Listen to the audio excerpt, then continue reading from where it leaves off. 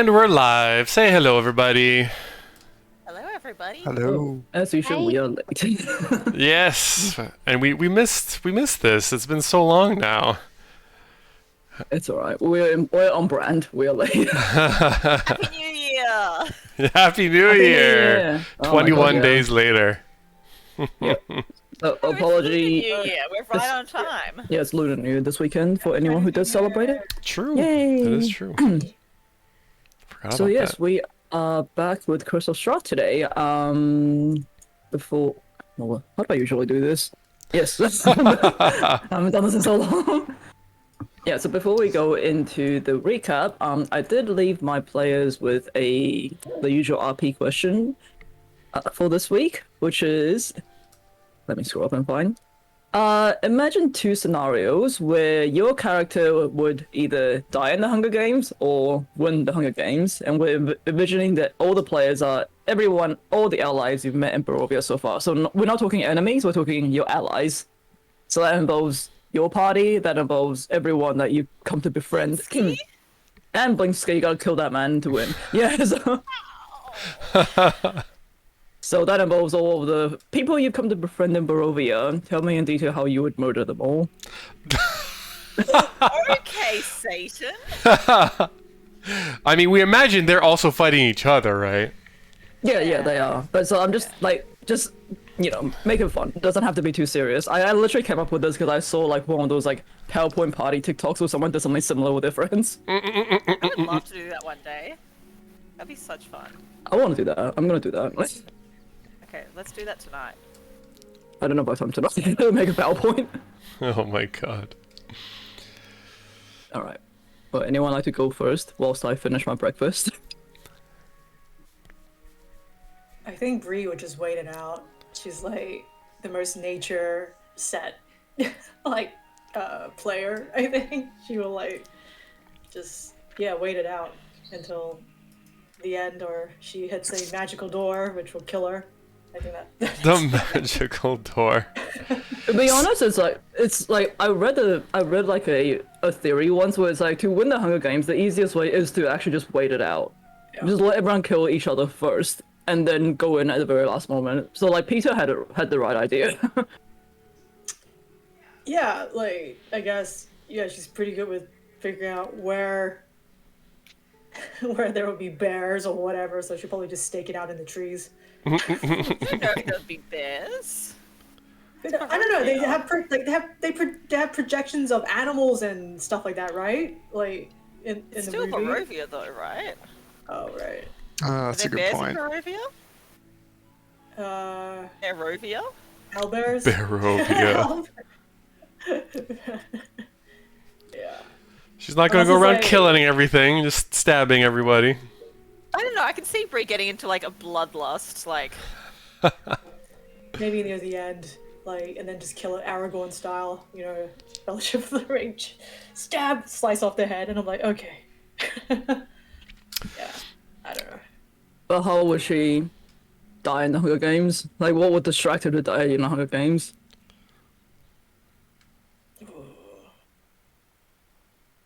Yeah, I don't know. It's either most likely something magical or something like pandemic.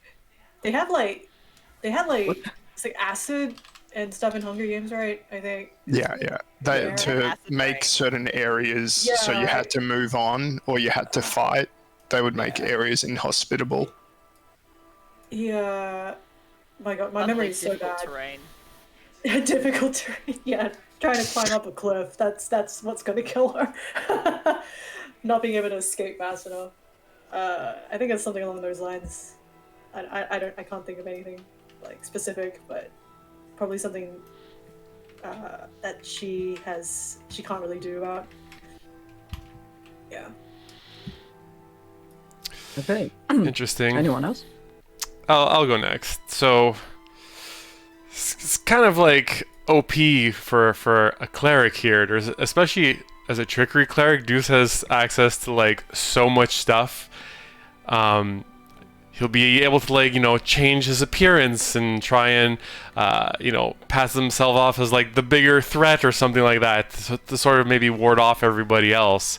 Obviously he can make dupe deuces of himself, and like if someone sees like one of the juices, and then he could pretend that when that one gets hit, it disappears or he dies. So I feel like he'd be really good at like evading everyone. And the fact that he's a halfling means that when he does have to hide, it makes it that much easier.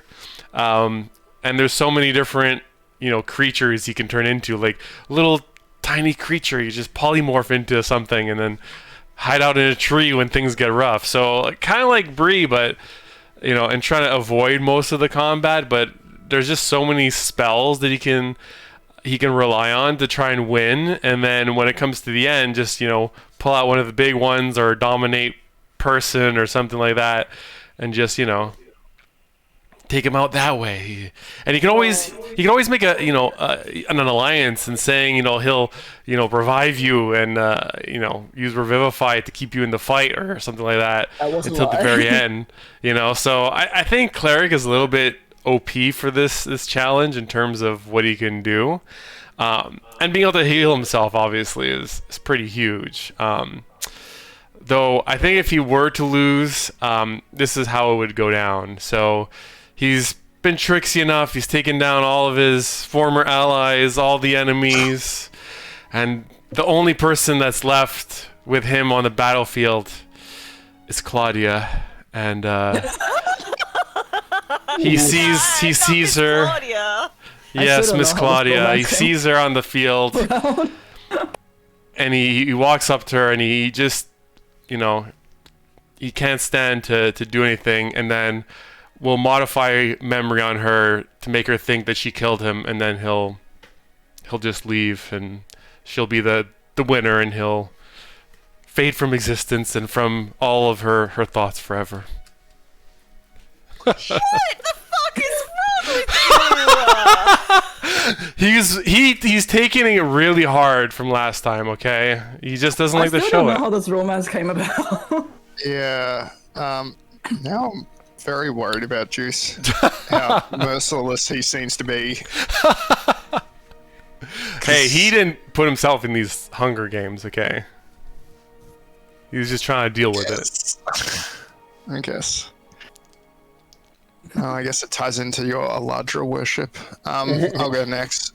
So, Marcus, so I thought of the question more as if our characters were in the Hunger Games world, and not so much my character as a PC. If Lisa was to set up this scenario, how would I fare? And obviously Marcus would win, assuming, he doesn't go full psychopath. Otherwise he'd definitely lose. Marcus 100% would lose every time.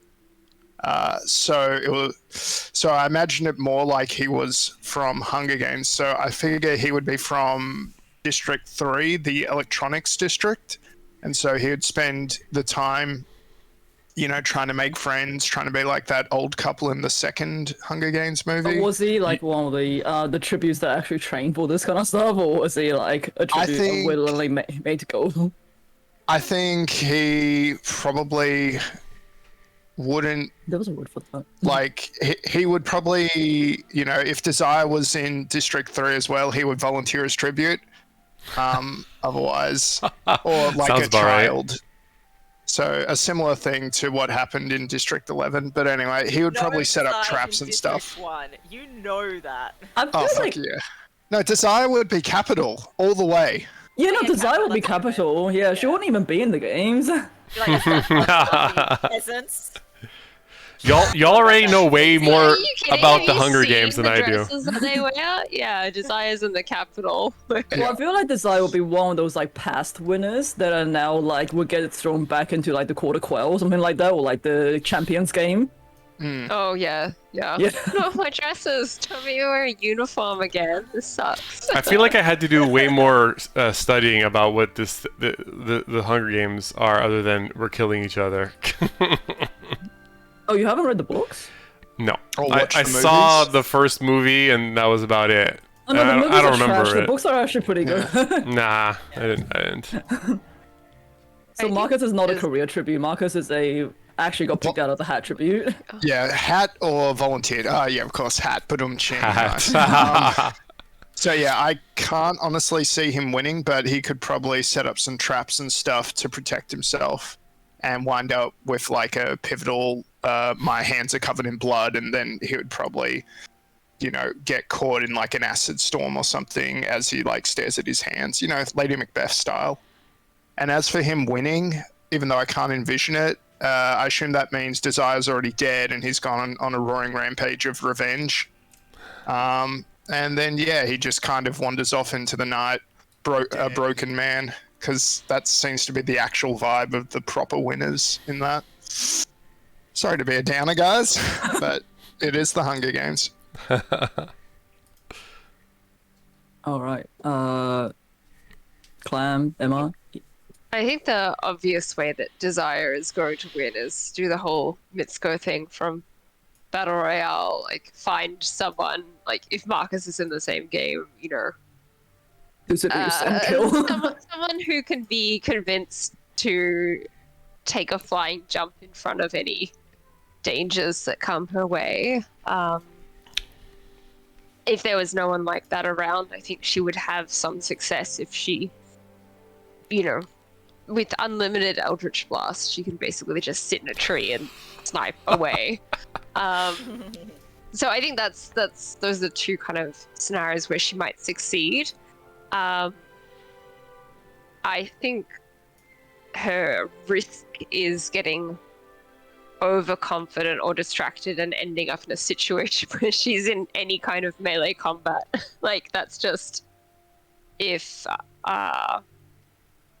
she was overconfident at the start and went for the weapons and things. Like I just don't think she's as good a athlete as the others, and has the potential to be knocked out really early on that basis. I would have thought she would be like trying to poison other people's supplies. That too. Yeah, I think she would be kind of like that fox girl in the movie who was like running around, hiding, shooting people from a distance. It is honestly the way to go if you ever put in a death situation. Yeah. I don't know though. I think she would struggle if they were in like those arenas, because they haven't always been in a forest. They've been in other arenas with less hiding places, and I think that's where she'd be like, well, good night. So you're saying though that in that first scenario that she would use someone to like protect herself and then be able to stab her husband in the back just to win and survive the Hunger Games? I don't believe that. Yeah, who said husband? I'm saying I'm like 98% confident that he would throw himself in front of without having to do anything. I'm 100% confident. Didn't dodge something quickly enough that he would be throwing himself on that. So I don't feel it's. You've seen the way he is with touching things. Like I don't think that he will last long enough for me to need to pick him off. That's true. You'll be the type to pick up like those decoy sponsorship drops and turn out to be a bomb or something like that. Definitely. Yep. All right. Clam? Nice. Yeah, so just before we went live, Lisa suggested that Annie would fall into a ravine chasing a spider, so I guess that's one way that she would die. I think the other would definitely be misplaced trust in an alliance. That is definitely very on brand for her, sort of thinking that she has like a friend that they'll sort of like have each other's backs and then they sort of turn on her, so a bipong. And I think one way that she could win is if sort of like, again, depends on sort of the televised nature and storylines that they propagate throughout Barovia / the capital, is if she did sort of like win the hearts of those watching and they would do sort of like those, like the drop-offs and that kind of thing. So people would like pay to drop off like supplies and weapons and, I don't know, short rest things for her to short rest in. But I think she could sort of, do some survival tactics, and like if she took on small hut. What's the thing? Small hut. Layman's tiny Tiny hut. hut. Yes, tiny hut. Yes, yeah. tiny hut. And then she could use that to sort of like recharge herself, sort of like undetected as well, and sort of speak with animals to sort of get the lowdown on what's happening in the rest of the arena as well. So Annie's tactic to win is to win the hearts of the audience. Yeah. Okay, good. That was pretty cool. The pole dark web. And use the pole dark web as a spy network. Yes, yeah, absolutely. All right, cool. That was very good. I like everyone's answers. All right, so What are you going to use them for now? yeah. Oh no. I'm just slightly worried about that dominate mind thing that Matt brought up. I'm like, okay. I mean, dominate mind won't let you kill anyone though. It's just you're implanting false memories, kind of. Well, there's modify memory and there's dominate person. So dominate person, you can make them do things. I don't think you can tell them like kill yourself or something. Yeah. Let me have a look. Dominate person 5e. And when you do something that makes them take damage, they also get another save. So it's not like the best idea. It's more like attack someone else or something. But if you're in the Hunger Games, yeah, you can get them to attack other people or run over there, fetch that object. Yeah, so anytime your target takes damage, it takes a new wisdom saving throw. I mean, if they keep failing the wisdom saving throw, then yeah, they could potentially kill themselves, but yeah. Alright. So, let's do a recap since it's been a while since we played. Previously on the Mist-Fortunate Shepherds, in the aftermath of the Argon Boss Toad battle, using Speak with the Dead, you interrogate the leader of the vampire spawns. You learn that they teleported to Argon Boss Toad and was tasked to kill the ones that relit the beacon. You are also informed that Strahd and Irina's wedding was imminent. But you decide that once you reach Vallaki, you'll ask the Order of the Feather to do regular flybys and keep an eye on the beacon. And without anyone noticing, Annie also finds and hides 5 giant spider eggs inside Molly. I forgot that! Before you long rest, you scries in on Irina and sees Irina sitting in a dining hall, not touching a feast that's been laid out in front of her. Ludmilla enters and commands her to eat, as Strahd was simply returning with wedding gowns for her to try on. Seeing the room is empty, you send a message asking how she is, and suggesting that she demands difficult things in order to delay the wedding, and letting her know that the wine that you guys have sent is safe. Irina lets you know that Strahd intends the wedding to be in a few weeks, and that he has been busy chasing down an escaped prisoner. Annie, you convince one of the ravens in the tower to carry a message to the Blue Water Inn to ask Muriel to pass along a message to Zuleika to be on the lookout for Emil, who must have escaped. As you head into a long rest, Bree has a dream where she meets a spirit of Argonvost in the lighthouse. The dragon senses that Bree has been troubled lately and that the dark powers are closing in on her, trying to tempt her with displays of strength and violence. Argonvost suggests that Bree learns to draw her powers from the spirits of hope trapped within Barovia, spirits like the Knights of the Silver Dragon, and the ones who still wish to actively help him dethrone Strahd from the other side. He calls upon these spirits, and Bree is enveloped by voices of hope and excitement, and as she wakes, you can now call upon powers that you didn't have before. You head back to Vallaki. Deuce goes off to Thimdall's armaments and strikes a deal to get the half-plate armor resized to fit a halfling. Marcus, you visit Blinksky to pick up the werewolf plushies and commissions a spider brooch for Desire, one that can crawl around and spray liquids. Blinksky agrees to have it made within a week or so. Annie and Bree, you go to visit Father Lucian at the church. He's being cared for by Lady Claudia, but he's barely conscious. His body is covered in like lacerations and burns. You sense that the cuts are made by some sort of whip lashes, and a fiendish energy is sort of radiating off these injuries.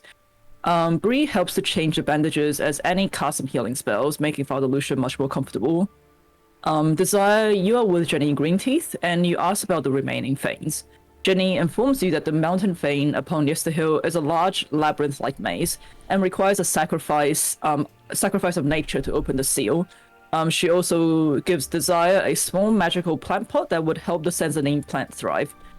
You spend the rest of the afternoon studying the rare potion ingredients that you've gathered since. Marcus and Deuce, you go to the orphanage to Yeska and run into Danica, who's been helping to look after the children. Yeska is still rather shell-shocked from the attack and isn't talking. Marcus, you get transformed into a dog in hopes of getting Yeska to open up and talk about the attack, but you don't have much success. Bree and Annie, you unearth Milovage's coffin in the graveyard of St. Andrew's Cathedral. His corpse looks like it's suffered intense blunt force trauma. Annie, you speak with the corpse and learn that the attack was made by two figures and Isaac, but with a change appearance. They were there to take revenge on those who have allied with the party and rescue other members of the book club. He also wants to tell Yeska to be brave and that it wasn't his fault. So you guys then go and meet up with Deuce and Marcus back at the orphanage. Annie, you passed along the message, and Yeska starts to open up and begins to tell the story of what happened that night. So we are back at the present. So we currently have the four of you guys are in with Yeska, and Desire is still at Jenny Greenteeth. Uh-huh. And I'm still a dog. And you are still a dog. Oh god, I forgot you were a dog. Wait, what? Was I a golden retriever or something like that? No. You were a deluxe dog. That's right. Old English sheepdog, isn't that it? Yes. Yeah, brilliant. Yep. So Oh, gosh. Forgot So- about that. yeah. So as the four of you sit around Yeska, the young boy is still hugging his niece and begins to sort of like speak in a soft and shaky voice, and he tells you that I'm sort of still warming up to the RP, so I'm kind of gonna describe what he tells to you guys instead. He tells you that the night of the attack, whilst everyone was asleep, he was actually trying to sneak into Milovage's room at the cathedral because he remembers Milovage saying that he had bought sweets the day before. And as he was trying to make his way to the room, he was captured by two people in hooded robes and markings on their faces. They're humans. One looked familiar. He may have seen them around the town, but he doesn't quite recognize them, especially not with their change appearance. And he also spots Isaac, who looked very, very different than what he remembered. Yeska tells you that Isaac's eyes were red and he was breathing just very laboriously. His body looked weirdly sort of like lumpy, like something was almost wearing him from within. And his the arm that he had that was once deformed is now looking even worse, and it's super red, and it's you can see bones and horns protruding off from that appendage. And Yeska's cries obviously woke Father Lucian and Milovage, and as the confrontation happened, Milovage tried to attack the intruders with his shovel and was unceremoniously picked up by Isaac and slammed against the pulpits and killed instantly. Father Lucian offered his life in exchange for Yeska. The intruders injured him greatly with glee and remarked on Father Lucian still being alive, but left him to be found by you guys, to be found within the party. Isaac was laughing as he was hurting Father Lucian. You can see Yeska says his body seemed to be bulging even more, and what seems to be horns came out on protruded off the top of his head as he started to bleed. And he made Yeska has never seen Isaac be able to do this, but he made a scary looking whip appear, which made this crackling sound as if it was filled with electricity. He said his teeth and his nails got longer and grew. His skin became really, really red, and he smelled really bad, almost like it was rotting flesh. And he says that Isaac almost looked like the devils and the teachings of the Moon Lord that he had once seen in the books that Father Lucian had given him. And Isaac and the two other members tells the boy that if you guys ever make it back to Vallaki, expect more of your friends to be in danger in the name of Lady Fiona Wachter, and considers this a warning for all they're about to do and all they can do. But as he tells you all this, he goes, "Will Father Lucian be okay? But what if they come back and hurt more of us?"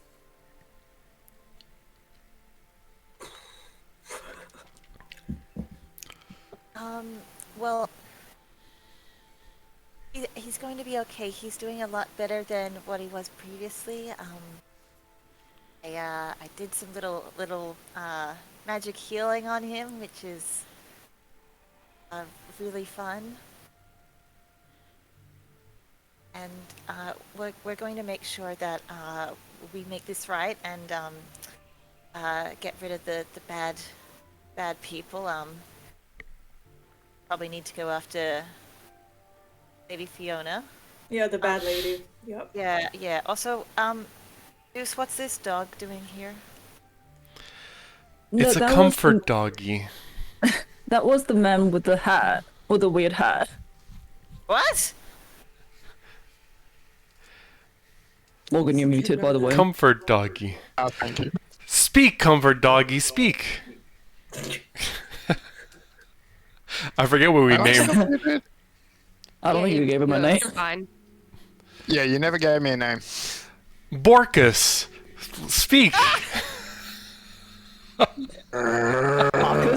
Marcus? Bork. Yeah, not for him. Borkus. Borkus does not approve. So he just growls at you, Deuce. And then Marcus looks at Annie expectantly, hoping you'll give a better name. She is the one who knows all about names. Mm-hmm. Keen mind.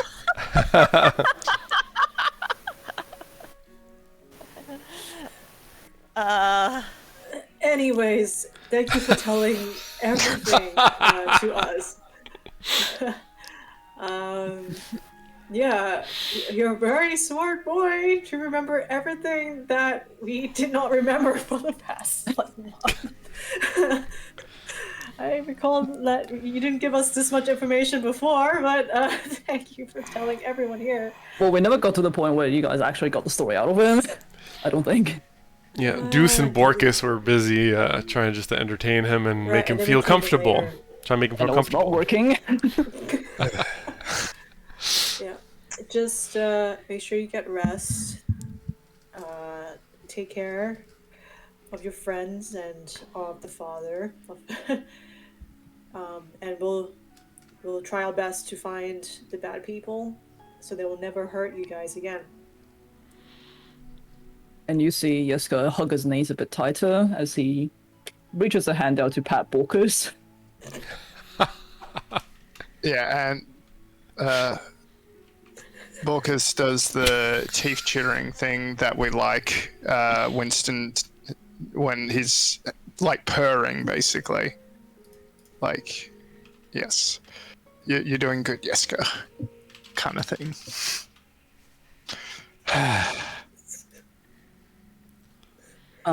At this point, Claudia does tell you that the night of the attack, there was originally a few other members of the book club that was kept, not imprisoned, but Father Lucian was taking care of them, because Father Lucian was the one that didn't want these book club members to be imprisoned. He wanted to see if they can be like rehabilitated, basically. But the Isaac and the two other people that came took the other members that was leftovers of the book club with them, so they're not sure where they went.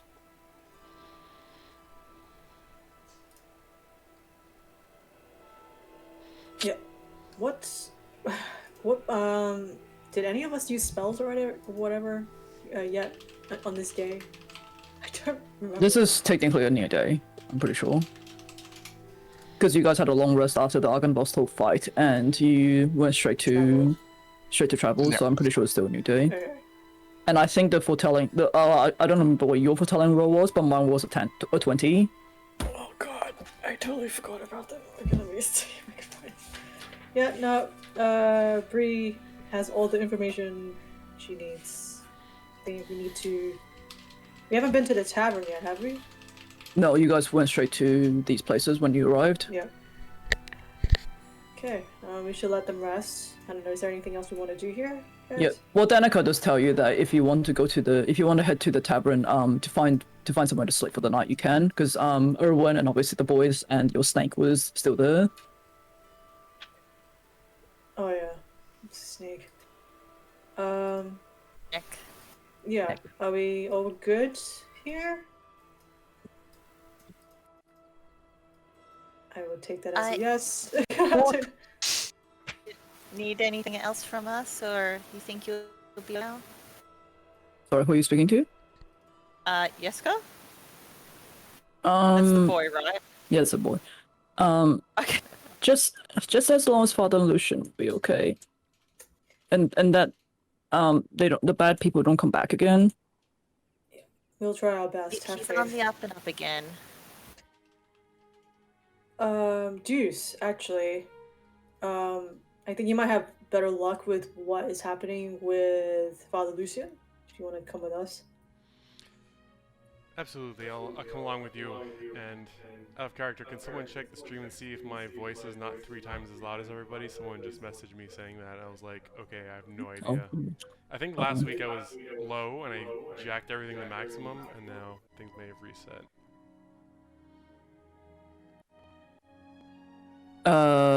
Testing.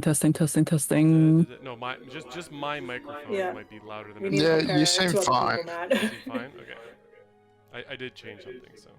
I feel like I'm really loud. Am I really loud? I think you're the DM, that's fine. I sound Yeah. weirdly loud on the stream. That's fine. I can put you down a little bit.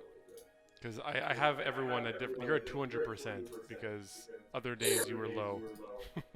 200 DM percent.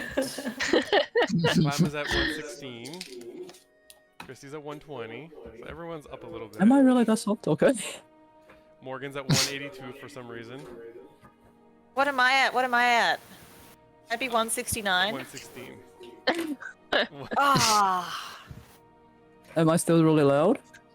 I put you down by like. I still sound really loud. Alright. Well, We at need least to everyone can hear hear you. us.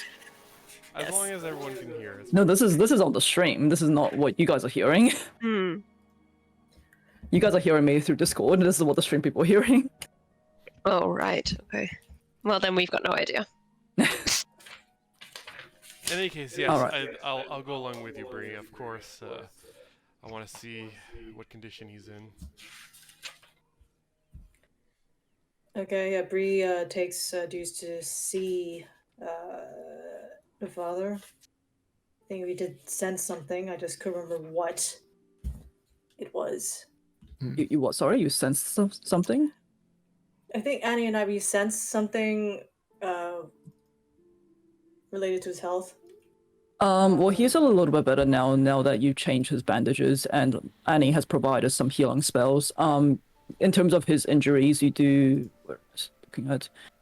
In terms of injuries, you do sense that the lacerations and cuts are made by some sort of whip-like weapon, which is similar to what Yeska has told you, and they seem to be like fiendish energy seems to be radiating off the wounds. So it matches what Yeska has told you in terms of it matches what Yeska has told you guys in terms of it's like turning into some sort of like fiendish like demon with a whip in his hands and like red protruding horns, and smells really bad. Yeah, I'm just wondering if it has been passed, or if something has been passed to the father from that, or if it's just like, oh, here's some. That's a with that. Some lycanthropy. good question. Yeah. Oh, So is that Yeah. medicine or is it like demonology type stuff? I think Annie did a decent roll like for medicine last. I'm like, if- Because it may be beyond the realm of medicine. It may be Yeah, I getting feel like into this is like beyond it. demonology. What would that be for a roll? And by the way, how does it? Since I've got a dog sense of smell, Is it there like as a well? really nasty, like sulfurous smell? Is it like a ruddy smell? But you're not with Uh, Father Lucian right now. You're with. Oh, I Just assume try I and keep just the- tagged Yeah, are you along still with you there? Yeah, guys. let's just keep the party together. Because Yeah. Hold on. But so sorry, we're let me going bring- back to Father Lucian. yeah, I wanted you to see him because I thought I remember this, but I just couldn't remember. If there was something like still hanging around with him or not. Sorry, let me just quickly look it up. So, wait, everyone is going back to Father Lucian? Why At not? least Brian. I mean, Marcus is a dog. I mean, we haven't seen him, so. I would say, Marcus, you, with your sense of smell, let's see. Come on, Doggo. Oh, no, wait, actually, it's not, it hasn't rubbed off on Father Lucian in a sense. The smell is coming from Isaac. Oh. What? Oh, so yeah, this is just the boy Tyler. Tyler? Yes. Who's Tyler? Yeska. Yeska saying Tyler that is like Yeah, Tyler said... wearing a little backwards baseball cap in Oh, Barovia. God, yeah. with like one of He's in those, the boy band of Barovia. Okay, well, Tyler did said that like it smelled like it smelled like it smelled like decay. It smelled like rotten things. Yeah. Thanks, Tyler. Right. Okay. Okay. As long. Okay. If they're fine physically and they're not tainted by anything, Bree's fine. Okay, but it's like she can't do medicine Yeah. checks. But I mean, That's I how I would interpret it. allow one Sorry. of you to. Okay, what are you trying to determine exactly? yeah. Or How I Father Lucian. interpreted it, I thought Father Lucian had some sort of negative demon aura. Bad thing. vibes. Yeah, I thought Yeah. that's what you were saying, that like the Yeah. wounds were healed like normal wounds would be healed, but there's still some bad juju in there Yeah. going on that's making him still not good. Yeah. Like any That's how like blood lycanthropy juicer, type infection is what you were looking Yeah, for, yeah, right? like Yeah. that kind Given of curse. given this is probably gonna be more than medicine, I'll allow one of you to either roll a knowledge or arcana check. Can I do arc? Wait, You're a yeah, I'll dog. do Arcana. You're a dog. You're You're a dog. I'm a dog though. Yeah. Do Yeah. I have the mental capacity of Marcus, or do I have a dog's brain? You've got. I think Marcus has a dog's brain. Hey, well, I polymorph. can't help. Sorry, Well, 'cause guys. polymorph, you take on the characteristics of what you morphed into. So yeah, you would have dog's brain. And he's gonna roll for Arcana. Okay. Thank you, Lenny. That's an 18. Ah, okay. 18. Nice. So you're with what you sense, it's not like Father Lucian has been infected with any like lycanthropy stuff thing. It does how do I explain this? So it's not whatever he is infected with, it's not like long lasting. It's not like he's going to suddenly turn. You do sense that there is hold on. Okay, you do sense that there is some. Okay, I think I might have forgotten this in the recap, but you like Lady Kulia did mention that Father Lucian has been like calling out him to sleep as if he's still frightened. You do sense that there is some residue of like psychic damage that is causing Father Lucian to be frightened when he is unconscious. Okay. Yep. I'm gonna write that down. Did not have that before. Is there anything we can do about that, or just bed rest? I'm also talking to the rest of the party since they might have more knowledge about this than me. I'm a dog. I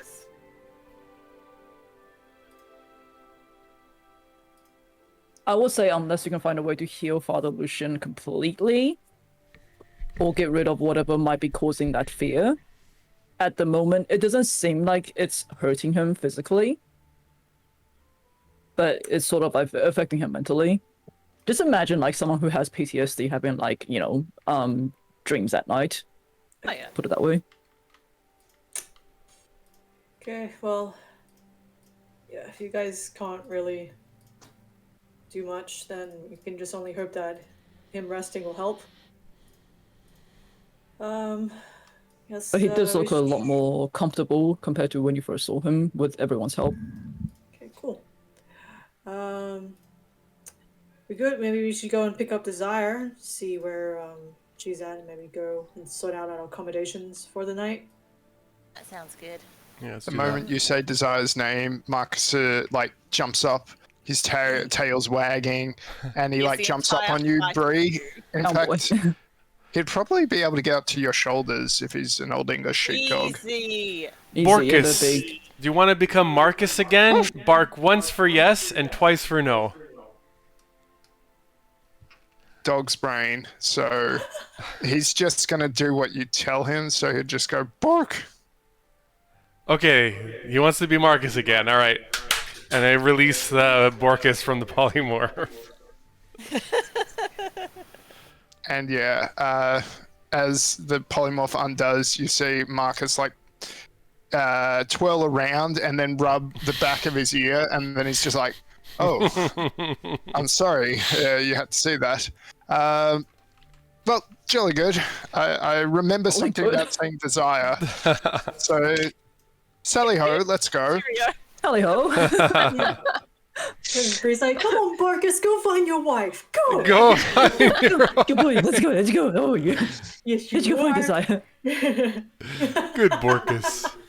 If I know my wife, probably with I Jenny. think, yeah, Desire has been working on some of the potions and plant tending with Jenny, and she's, says this is actually more pleasant than I expected. So we'll smash to- cut to Jenny, Green Teeth, and Desire. Yeah. I know you said there was a few things you wanted to talk about, and also in terms of like deciding what the ingredients that you have gathered since can make. Yes, I don't know whether you wanted to do that on or off screen. We can do it on. We can do it. So I don't mind. Okay. Then I'll have to remember what I said. Hang on a second. I think Desire will also kind of say, since, we are being transparent with each other, I thought perhaps I could ask you what you might know of the dark powers that have been locked away in the Amber Temple. The only people who have any knowledge of them are too afraid to speak in specifics. What are you referring to? The other people who've been there are all like traumatized, or like they're like, there's lots of things locked up there, but nobody's telling us like specifically what Okay, creatures are there. What I don't kind know of if they'll get that. entities are they? I don't know if they'll get that specific about it. What do you guys know so far about the Amber Temple and the dark powers that's been locked within? Notes. Ooh, it has vessels that connect Strahd to his power. Casimir knows where it is. Past small deities have been entombed by powerful mages. According to Casimir, Vampire is originally from here, though may no longer be here. We have to go through Selengentar Pass to get there. It is very treacherous. Casimir has reason to go there because the pretty dusk elf lady, his sister, is calling to him from there. It used to be run by a society of good aligned wizards when evil vestiges, and that's where the note ends. Archmage arrived at Temple, breached Temple's wards, and with knowledge of the Temple and vestiges within, that's where that point ends as well. Fiona, Wopdek, Izek, and the book club are now in the Temple seeking power! Power! Anyone else got anything to add? No, that's some good notes. I think that's about it, yeah? I just wrote wizards fought there. This Amber Temple wizards fought there. It's a lightning battle! Dark power inside. Wizard fight no inside. cosmic power. Well, and I'm like, gambling den? No, I'm kidding. We're so unhinged today. Where's Tyler? He'll make this better. Okay, so what do you want to ask Jenny exactly about, like, what she knows about the Dark Powers, or the Amber Temple itself, or both? Well, were they? I don't want to make the error of estimating a lady's age, so I'm not sure of whether these entities were secured before your time or during, what you might have known about them and how they were put there, and what kind of technically phase powers are they may be immortal. giving out to those who bargain with them.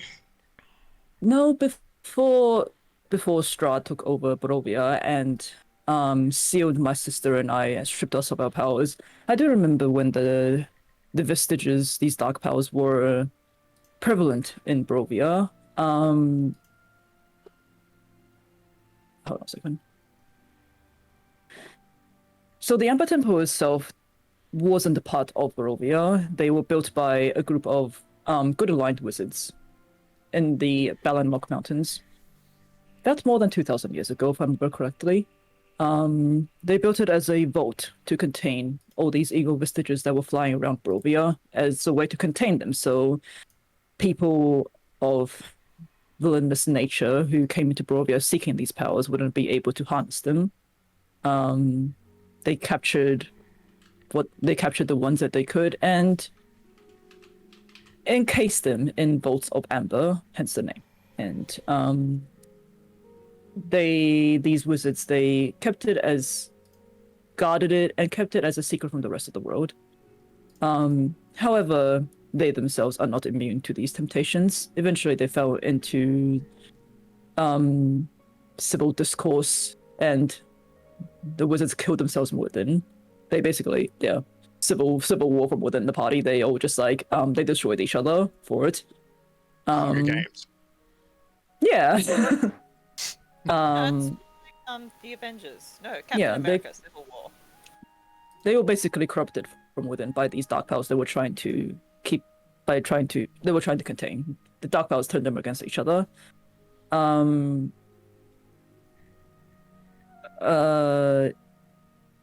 Actually, I don't think you guys know this part.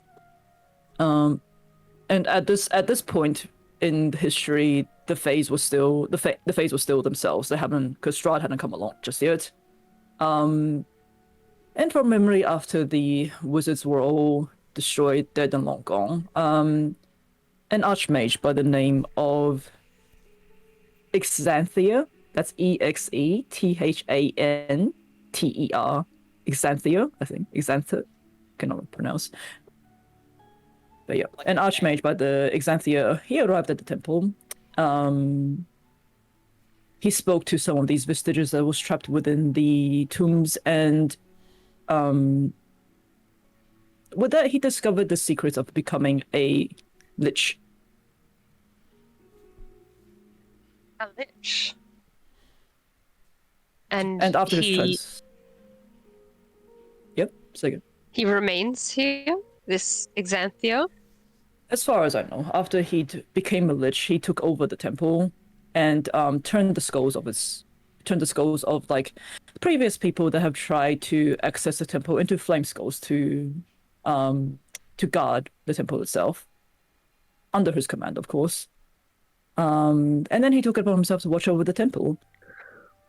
But yet he seems to be in the habit of allowing some guests entry. If have not more people made bargains with these dark powers since? Well, from what I have sensed, he guards the temple not so much to hoard the secrets, but to share them openly. Meanwhile, he's a librarian. He's a what? He's a librarian. Yeah, pretty much. You come into my temple. Would you like to check out this dark power? 2 weeks alone. We'll put a stamp on the card there. So exactly, but all the while, the evils within these temples are growing in power, and some have actually escaped. But as time went on, Strahd, came to the temple himself, Strahd, before he turned into a vampire, whilst he was still a human, troubled by his unrequited love for Tartania and the fact that he never quite reached his brother's level of infamy and authority. He came to the temple himself, and Xanthia sensed that there was something within him. And the powers that Xanthia was guarding sensed that Strahd has something within him that would eclipse their own level of power, and hence the vampire made a bargain with him and turned him into the vampire that he is today. And that's when Barovia fell into disarray. Further disarray, really. And that is when Strahd stripped power and locked away yourself and your sisters. Correct, yes. That was when he finally took over the land and became Barovia itself. From inklings I have heard on the vine, he has returned to the temple several times, hoping to find a way to a means of escaping this pact. But the Dark Powers seem to have no interest in giving up someone this powerful, especially not the vampire. In some ways, I take satisfaction from learning that Strahd too is being subjugated by someone. I think that's the aspect of him that infuriates me the most. The arrogance and entitlement. Having been locked away by him yourself, surely you must take some measure of joy in that. It is nice to be reunited with my sisters. Strahd is I'm sure you understand that he is very complicated. As much as he revels in his power, he is also bound by it. I know he wouldn't... How do I explain this in a way? Okay.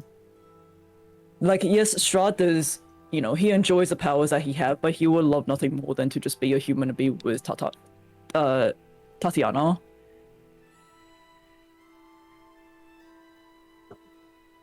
But at the same time, the vampire has him in this continuous fate of, not being able to get the woman that he loves, and continuously any reincarnations of Tatiana will die in his hands or die by some other main. So it becomes like this cycle, and he just eventually gets further and further engulfed by it. If that makes sense. Yeah, so that's the reason why he wants the best of both worlds, the power and the freedom to do as he will. Yep. Thanks, Hannah Montana. All He right. wants to Hannah Montana!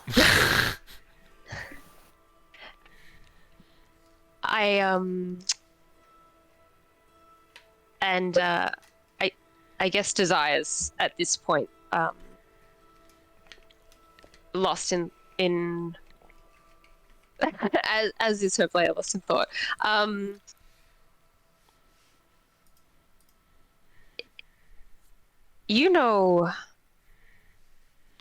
Again, since we're being transparent here, you know of my past from Madame Eva, correct? My sister has told me there's not much secrets between the three of us. There are times when Strahd reminds me of my first husband. And Leans forward That's to a- tell. Grabs popcorn. that's a dangerous feeling for me to have. Not because I feel careless. I feel more motivated to make him lose than I do to keep up the mask that protects me. You see, the my first was the only one I felt any real heat towards. Not affection, not love. I wasn't that foolish, but real anger. I had thought that, well, he needed a beautiful wife to bolster his reputation. I needed a title to move through society. I had at least hoped for a partnership where we would use each other. But he didn't hold up his end of the bargain. Like Strahd saw people as pieces to get what he wanted in life. Pieces weren't allowed to be anything more than that. And,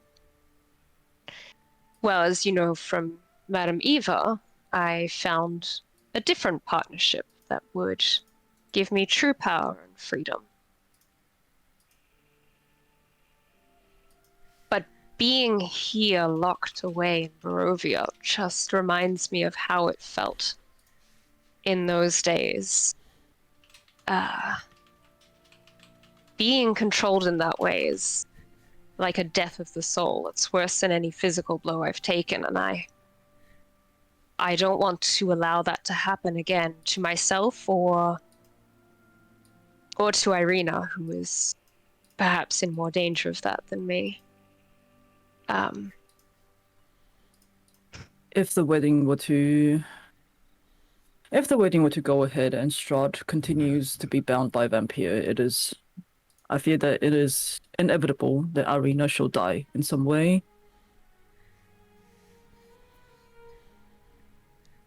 And so Desire kind of casts her hands at the ingredients that she's gathered. I need more tools at my disposal. I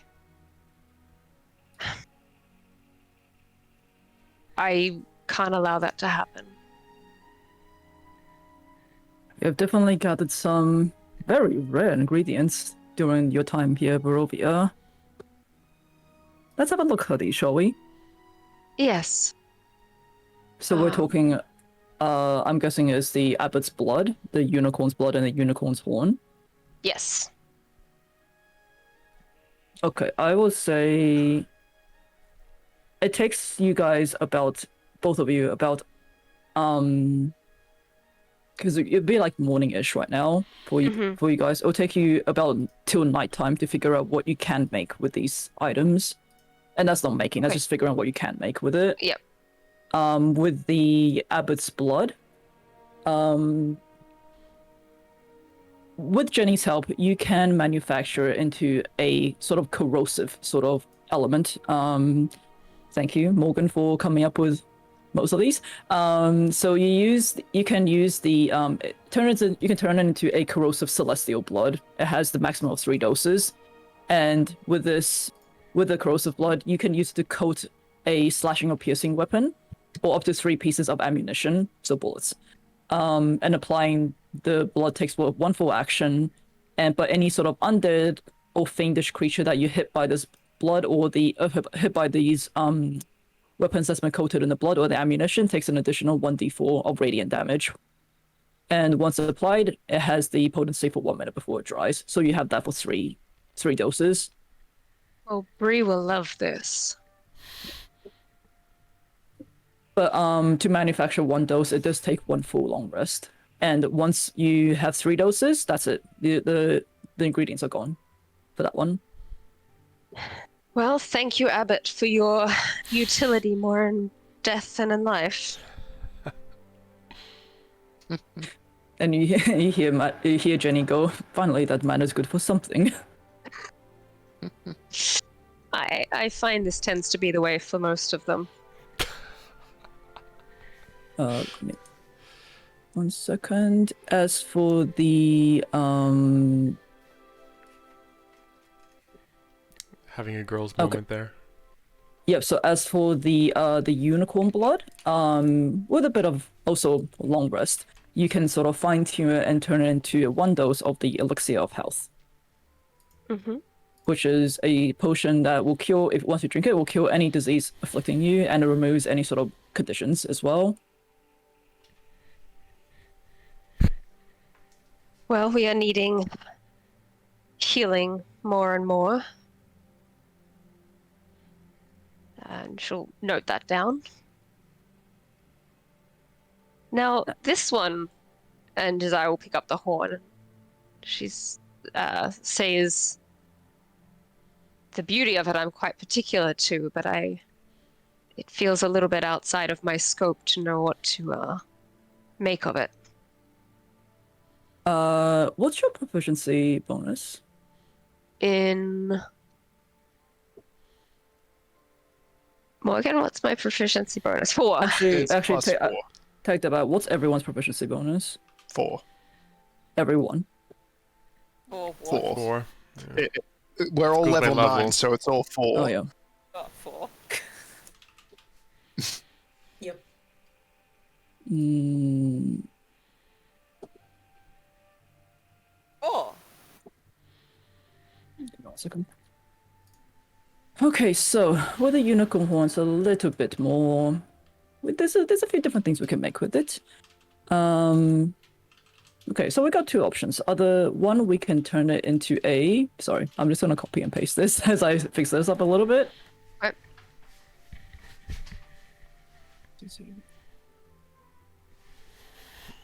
Okay, I'm just doing a tiny little bit. Oh, okay. So the first thing you can do is this.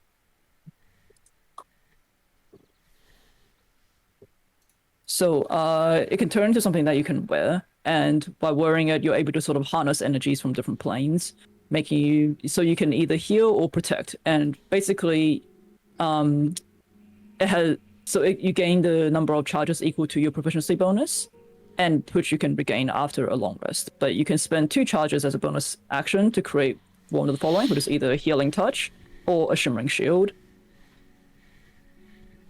Oh. So sorry, the 2 effects it has are the healing touch and the shimmering shield. Correct. Yeah. Very cool. You guys read that? Just quickly message something. I do love accessories.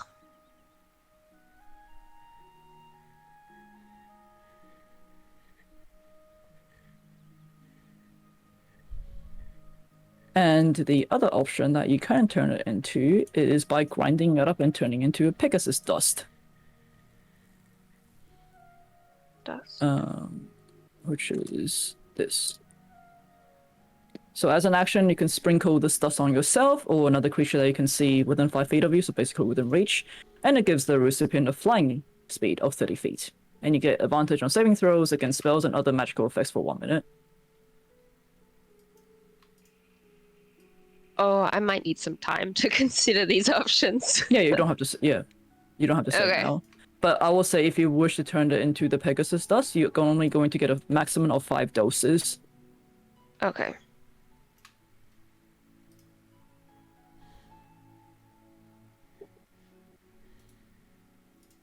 And And yep. Is this something you that I would need any assistance to make? I would say if you ask Jenny really, really nicely, she can help you with the unicorn horn. You can do the celestial blood and the unicorn blood by yourself, but if you want Jenny's help, it will take at least 5 working days, and will also cost, of course, for the labor. Okay.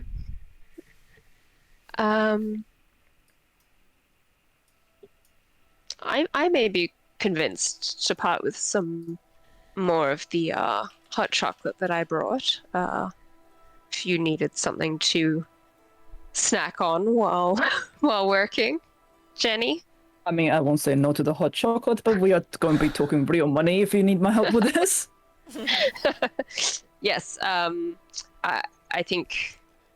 Yeah, I'll talk with you off screen to make the financial arrangements. Yep, can do. But yeah, that's the so the Abbot's Blood and the Unicorn Blood can only really be turned into one thing, but the Unicorn Horn, you have 2 options.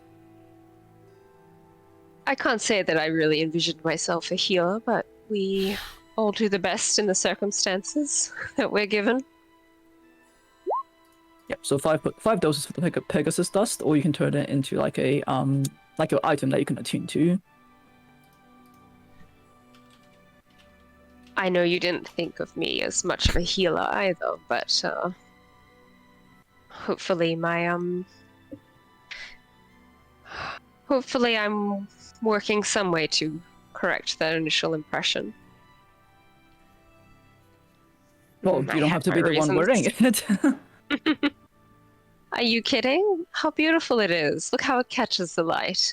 Oh, actually, yeah, I Well. should have known. In the what scarix of it we get. Well, if it's something, but yeah, we can talk off screen about it, like what you want to make it into and how we work out the working time frame and the money and all of that. Okay. Nice. And I might do a little bit of fine tuning in terms of like the Sure, exact yeah. thing, but yeah. Yeah, no, I'm not like, it's a contract now that you've pasted it here. Yeah. You can tweak it if needed. Thank But you. yeah, it does take 5 days anyway. Okay, well, I don't know what time and day it is when the... Well, by the time you Oh. guys figure all this out, it'll be like evening, be nighttime. So what's Okay. the rest of us doing during the day then? So, because we were with the abbot and Jeska in the morning. Yes, so, what are you guys doing for the rest of the day? I guess we could just drop off Oh. the stuff at the tavern, get some rooms, book some Actually. rooms first. So at least we Yes, have... brilliant idea. Book some runes. There was one thing I wanted to talk to Annie about very quickly. Now that I'm not a dog, because we're in Valaki, which is near Lake. What's the lake called? Zarovich. Yep. Yeah. Okay. And I remember Annie, you wanted to bury Shepherd Sunstep, who's been sitting in my bag for a very long time. And I was thinking, since he kind of, I've had a chance to peruse some of your literature from your Kellenvor Book of Rituals that's also in the bag for some light reading. And I noticed that there seems to be a tradition of making specialized grave markers. So I was wondering if you would be interested in spending a bit of time making, a Kellenvor approved grave marker for Shepherd Sunstep. Oh, Marcus, that would be absolutely wonderful. I would love that. Can we do it now? That's what I was thinking. No time like the present, right? Absolutely. And the present is a gift. But I suddenly feel like I have temp HP. I'm inspired. Amazing. Oh, damn! Nice. Awesome. So you guys are making a tombstone? Yeah, hell yeah. we Yeah, are. effectively. Okay, tell me what this Remember that tombstone day. looks like. I didn't think that far ahead. Okay. Well, Sorry. I just that's thought it was all. a good idea. that's so very Marcus. Yep. It just seemed like a good idea. I'm an ideas man. Yeah. Well, I'd probably say that it would definitely have sort of the Kellenvor symbol of like the sort of skeletal hand holding the scales, sort of worked into sort of the visage or imagery of it, but sort of knowing Marcus, it probably ends up being sort of something that's like atop of the sort of standard stone, which has like a little tippy mechanism or something along those Oh, it's an actual lines. scale. Yes. That sounds good. Oh, I you like know it. how like when people leave offerings to a grave, like if it could be like Yeah, you know those yeah. little bank accounts where you put the coin on it and the hand like Oh, and comes back. Just grabbed it. except it's like a skeletal hand or just The skeletal hand of Kellenvor. Yes, I will take that donation. Thank you very much. Okay, so I'll say, well, where are you getting the materials for this? Are you at somewhere where you're building this? I mean, I've still got a bunch of lumber, so we could make it out of wood and then treat said wood, so that way it would be lightweight. Yeah, and if we're by the lake, there's probably some sort of stone. Also, are you guys at the lake now?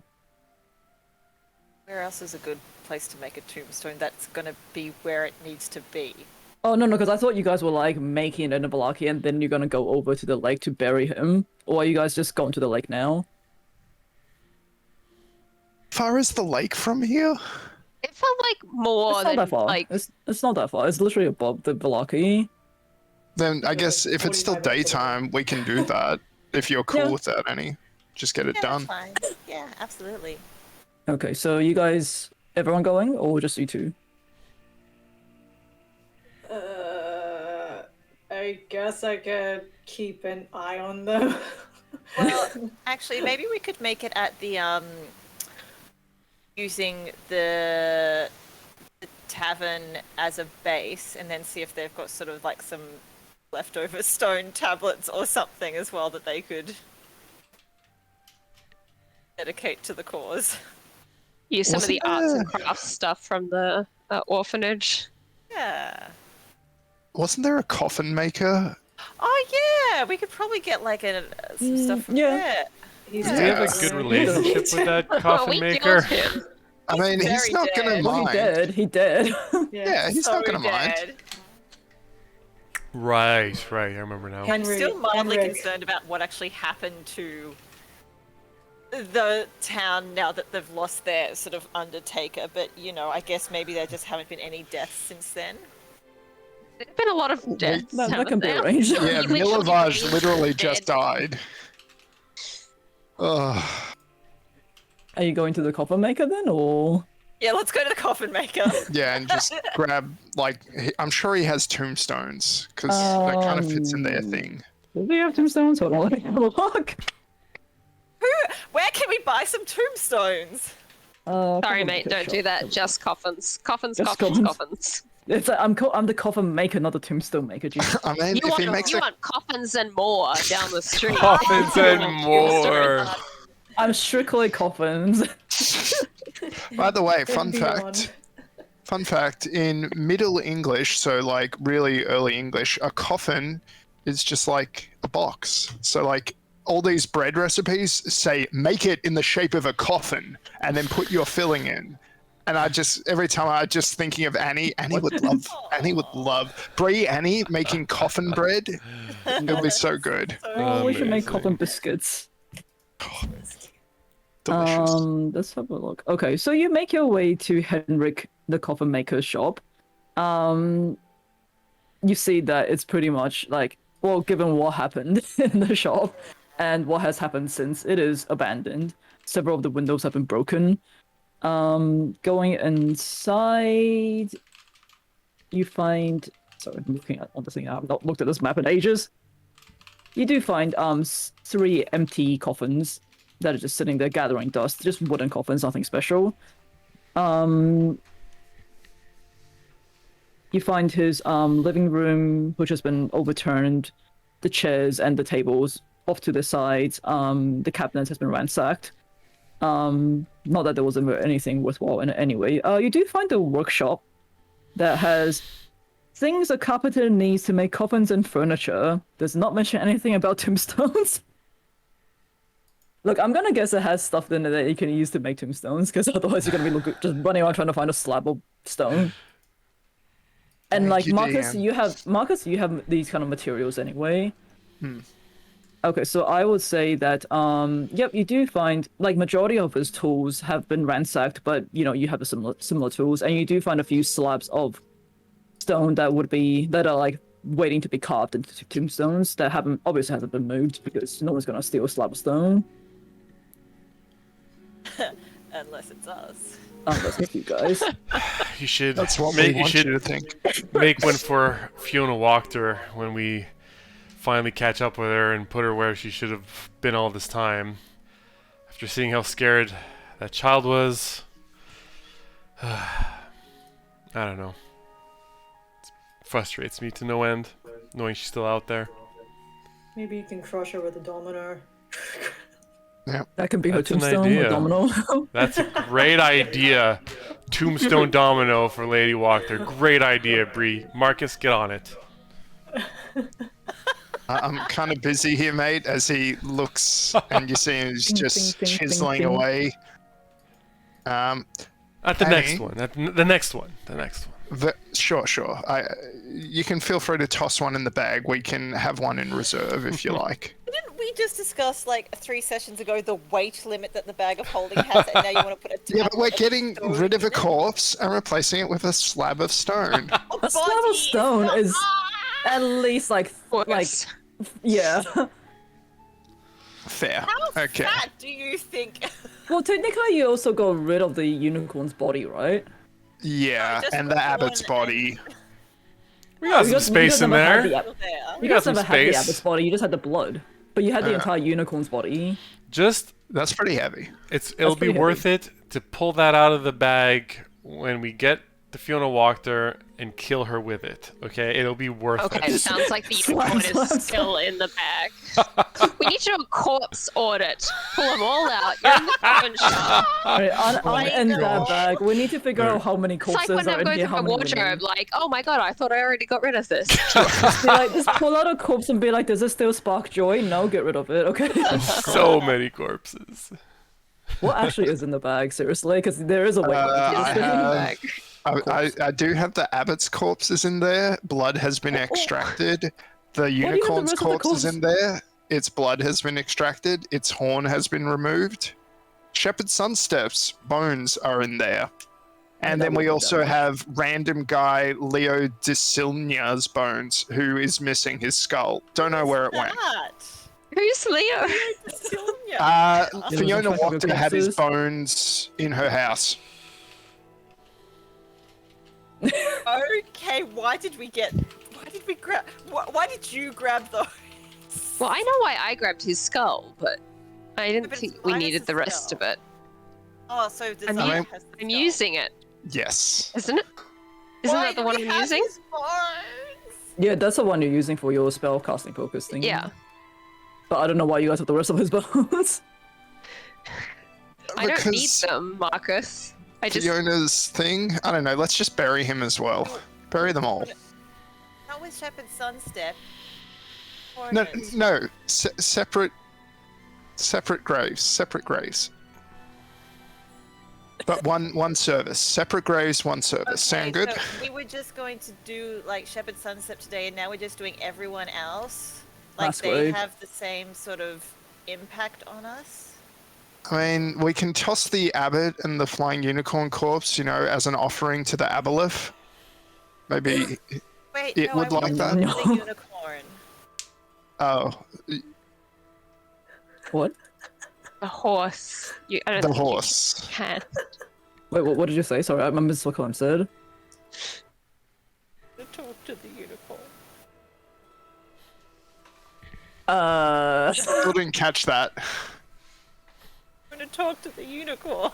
Oh, you want to talk to? I mean, I guess it's still got its head. It's Does just it missing its horn. understand common? Bree is all of us are just gonna be holding her head. She's like, I have a terrible headache now. I might just go to Yes. our rooms and take a nap. Is that all right? So, oh, definitely, Bray. In fact, if you could get those rooms sorted with Danica, that'd be great. Well, unicorns can't understand common. It's celestial, elvish, or sylvan.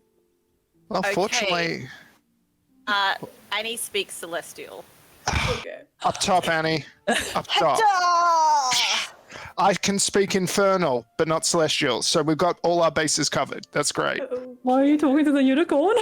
They're gonna be fine. I'm Now- gonna Bree leaves. Bree leaves. Can you I don't know what speak I'm- with dead on a? Is it restricted to humanoids or just things that speak your language? It's restricted to things that have a jaw. Good God. You realize the unicorn is actually missing its bottom jaw. It wasn't me. I mean, what do you want to ask her? Stuff. All right. Well, Annie, thing. I still think we should bury all the bodies just as a sign of respect, especially to Kellenvor, because from what I've heard of what you've told me of Kellenvor, he doesn't judge you after your spirit has passed. So the body, you treat the body with respect. That's my understanding, at least. Absolutely. Great. So you're all for burying everything? Yeah, but not in the one hole. No. I agree. Not in the one hole. We have many holes. Separate hold. No. And each body will have its own specific hole that it This wants hole to was be made in. for me. Yes, We're never gonna leave this town. We're never gonna leave this town again. we're never gonna fucking leave this out. All right. We're fucking meant to do this session. Go and clarify some I fane or don't know something. anymore. I don't know anymore. It's We're gonna gonna be get to burying hell. holes. Jesus, God. All right. So, I'm gonna cry. so I'm happy to fast forward all the burial stuff. Wait, are you guys at the lake now? Are you still at the Common Mega Shop? No. I'll let you guys fast forward to the lake if you want. Thank you. Okay, so in the afternoon's time, you chisel a tombstone for Shepherd Sunstep and Lady Walker, or just Shepherd Sunstep? Deuce can do whatever. Deuce can do that we himself. He say. can put like his revenge fantasy message on it. There'll be a really crude version of a headstone very quickly done, yes. Okay. And you guys head to like Zarovich. As you get there, it's probably close to like dinnerish time. The sun is falling. The lake is eerily quiet.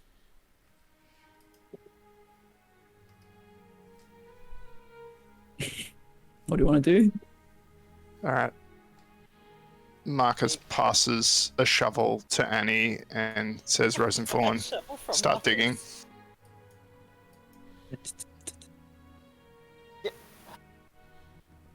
Takes you guys about well, I mean, if you're just burying like the skeleton, it won't need that deep of a hole. I'll say it takes you guys about half an hour between all of you to dig a hole that will be deep enough to put the skeleton in.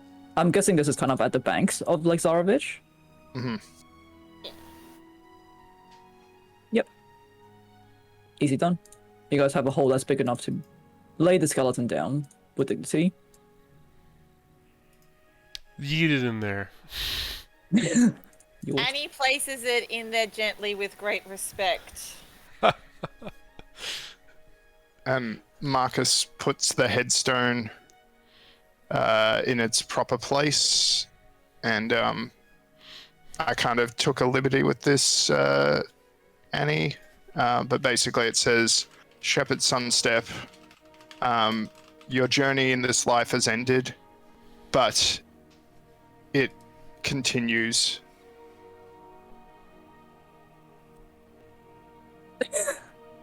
That's it. I'm gonna think of how to end it. Dot, dot, dot. He's not trained. He's not a To be cleric. continued. But it continues in the next life or something. Or fuck. Or Annie continues it or some such.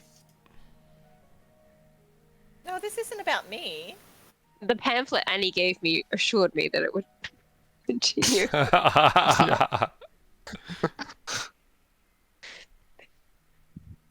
Would you like to add to it, Annie, or? I don't think I can turn this around. Alright, well, Annie will say a brief prayer to Shepherd Sunstep's bones before sort of laying some flowers on top of them and filling the hole back in. And we'll recount to the grave that death is but part of life. Fear it not, evade it not, view it not as evil. okay. So you bury the remains of Shepherd Sunstep. As you lay him to rest, you kind of feel this like, kind of similar to when you first took on the role of a paladin. Like the spirit of Kalimdor seemed to like swell within you. And on the surface of the lake, you see like it seems to like as if something is swimming beneath the surface. You just see almost like a tail just sort of raise the water a little bit before it goes back down. Ablith. Annie, what are you looking at? We've got more bodies to bury. Okay.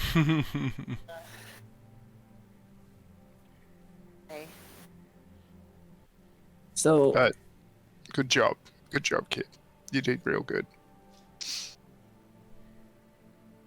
alright, so in a separate grave, you bury the Silnia and the unicorn and the abbot.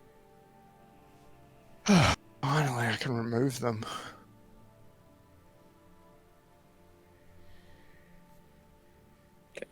I'm guessing these are not as ceremonious as the other one were. Yeet. I guess for You Leo, kind of just like it's empty your bag into this grave. yeah.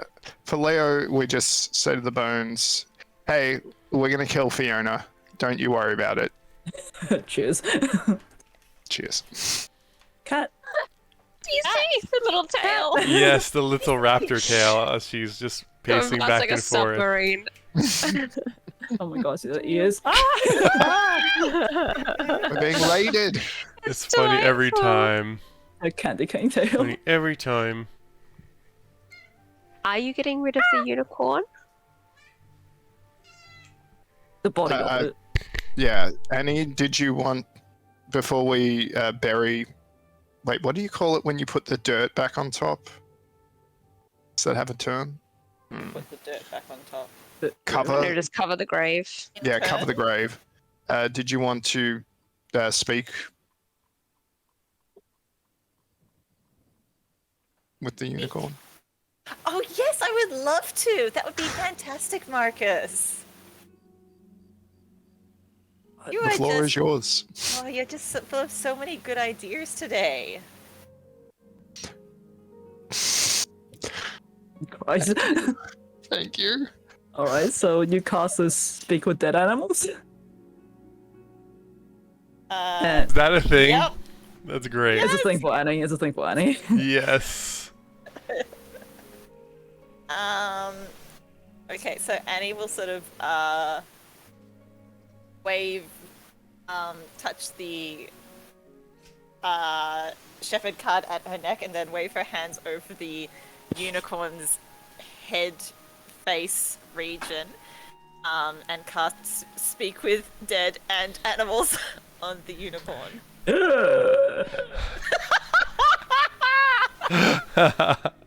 Oh, you're gonna regret unlocking this.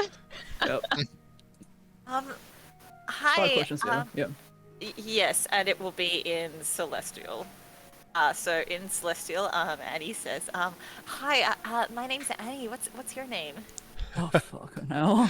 It has a name. Tyler? Tyler the unicorn. Yes. Backwards hat unicorn. You already took my one white boy name of the day, okay. Hi Tyler. Very sorry about what's happened to you. What was it like being flying a unicorn thing from another celestial realm?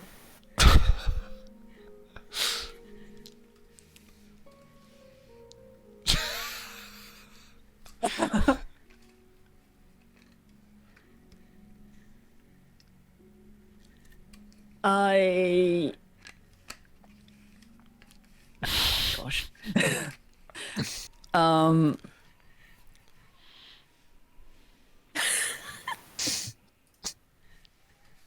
I enjoyed my time with the abbot until it was cut short by you all. It knows that you guys killed it, so... You grudge much? So you're okay with being buried then? You don't want to come on a cool adventure with me and everyone else?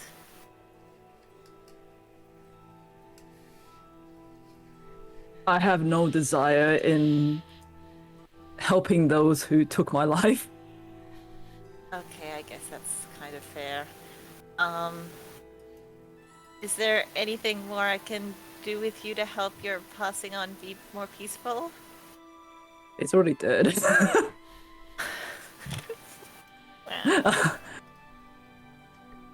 Wow.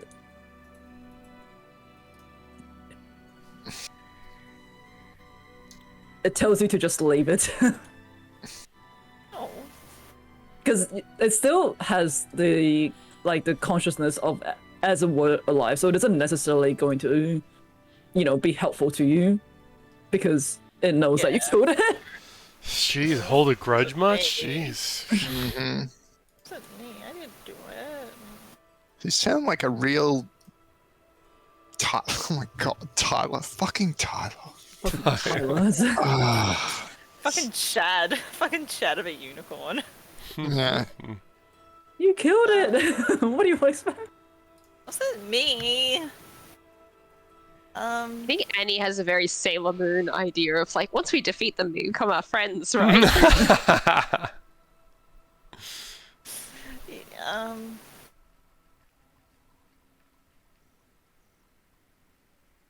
Is this a nice view? This is bullying now. I will see no view within this dirt. Oh shit! It's 4 questions now, I think. Oh, Last that question. was the 5th. That was a the bit? last one. Okay, never mind. Goes back into being as a corpse. Amazing. So Annie, what did it Not a say? friend. A spell Definitely slot not a well friend. spent. Definitely not a friend.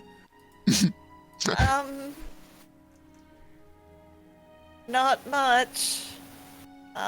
Name was Tyler though. Oh, So Yeah, I guess you could can see fill in that. The rest.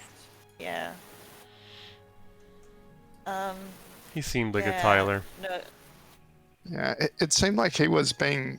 If anyone's I watching and is couldn't actually tell, called but- Tyler, we are sorry. Yeah, No, he looked I'm not a bit sorry. mean. Yeah, that wasn't cool. Okay, maybe. You killed it, what do you expect? Wasn't me. All right. So It's probably Desire or Bree. I don't actually remember who landed the killing blow on it.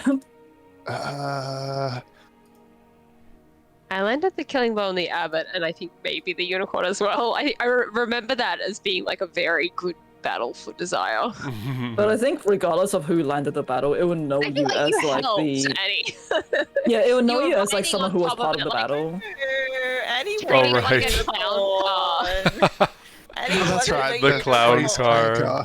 That was I haven't great. forgotten all of you climbed on it and then were like, don't shoot. Like, you got yourselves in this situation.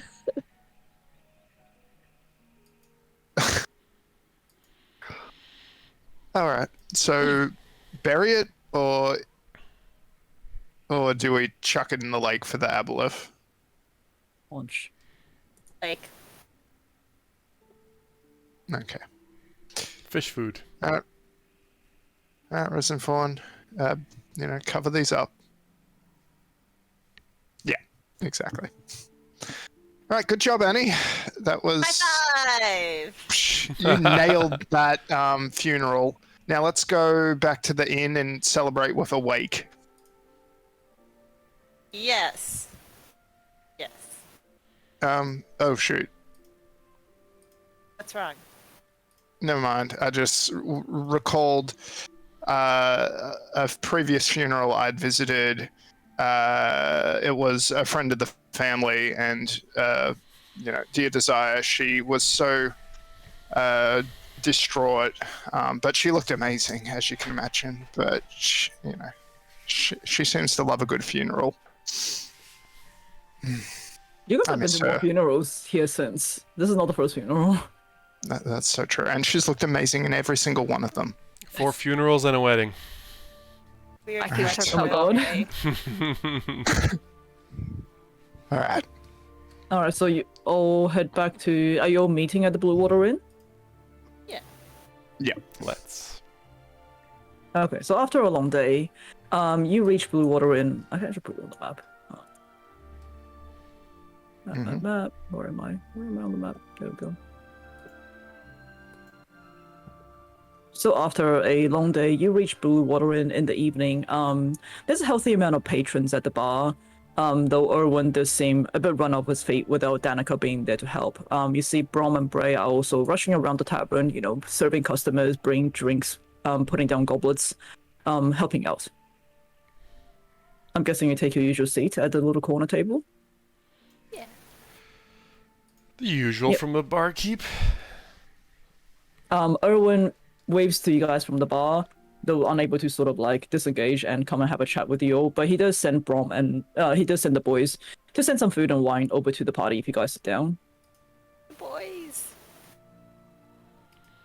And he goes, eat your fill. I'll be with you in a second when the dinner rush dies down. Take your time. And Yeah, Brom very and good. Bray leave some wolf steaks and purple grape smash wine on the table for you all with some bread as well. And Brom turns towards you, Desire, and goes, I've taught diamonds lots of tricks. We'll show you later. Aww. My goodness. I'd love to see. Okay, and they run off to help with the rest of the tavern. That's snake. The snake, right? It must be gigantic by now. It feels like it's been forever since we last seen it. In 3 days.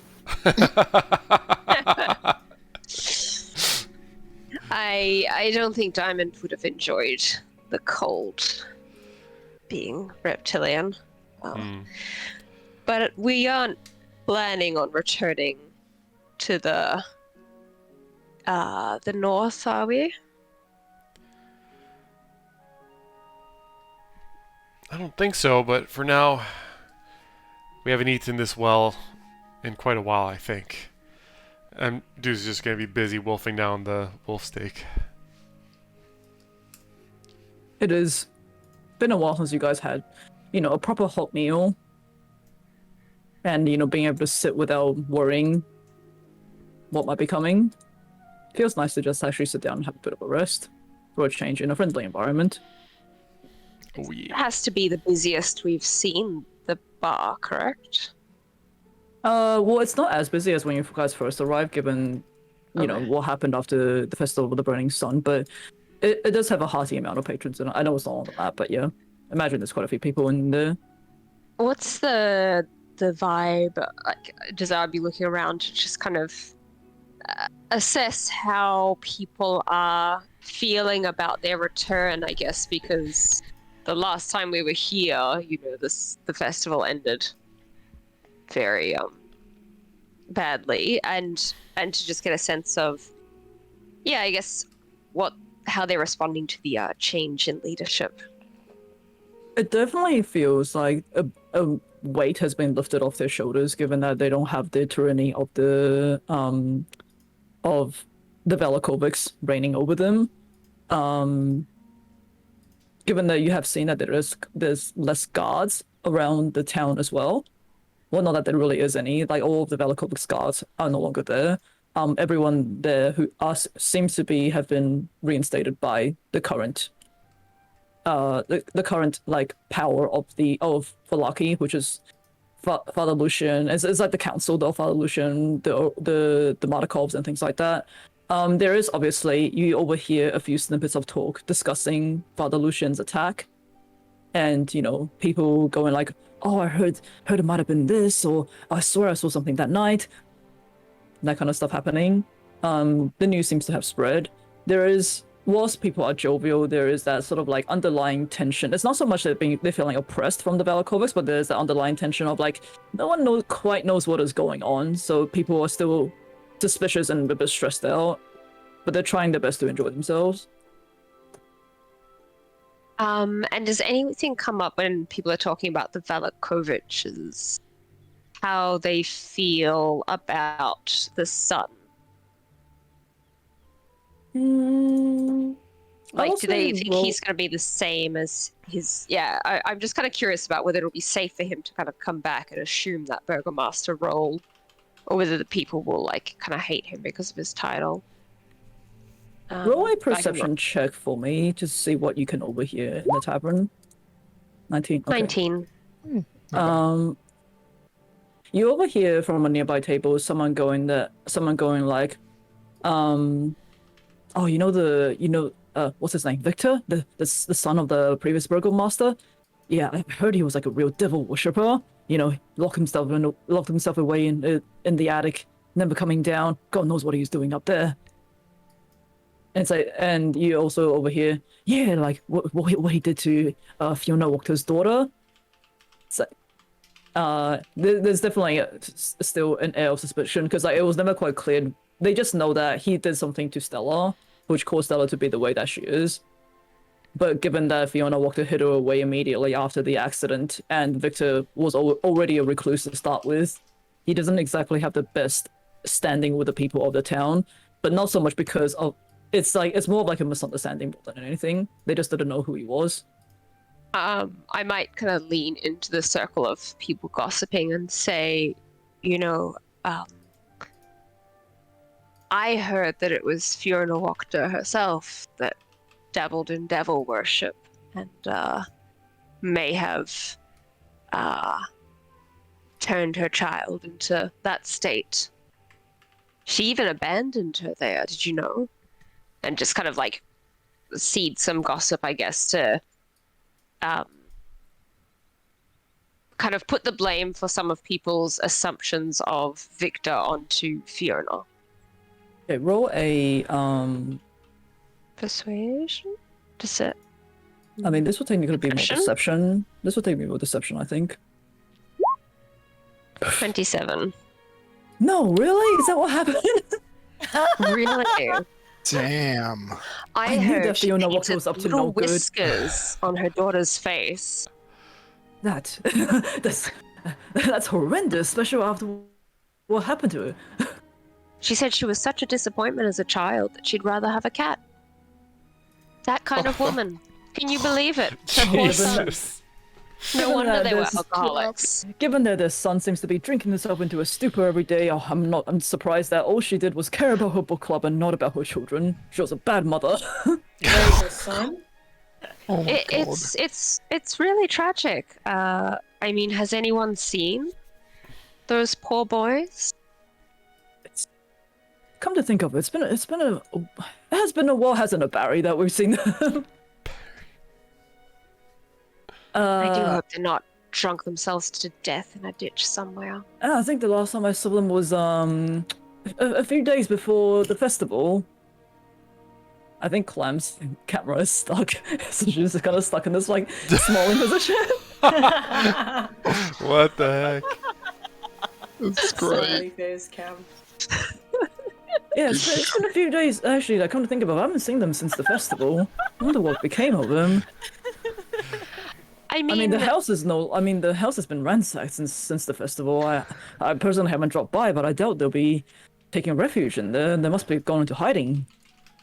if I was Fiona Wachter's child, which I am, of course, young enough to be because she is so old, I would have had some kind of refuge or summer house that I could slip away to avoid sitting in that stifling dynamic. Did the boys happen to have, somewhere that they'd run to every time she maltreated them? I mean, apart from drinking here at the inn, I wasn't aware of any sort of summer house or anything that they have. So they'd never... I mean, I know they were hunters. They didn't have any kind of cabin somewhere that they could...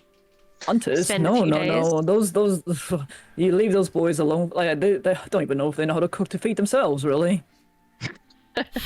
Don't know the right end of her pistol, but certainly there's only one end of the bottle that interests them. Pretty much, yeah. They've always been quite spoiled. Always, Okay. what do you call it? Mama's boys did whatever mother told them. I mean, they went down the deep end since their father died, but can you blame them? Mom clearly doesn't care about them. Father's dead. Sister's a cat. Well, They don't have much going for them by the end. let us know if you see or hear of their whereabouts.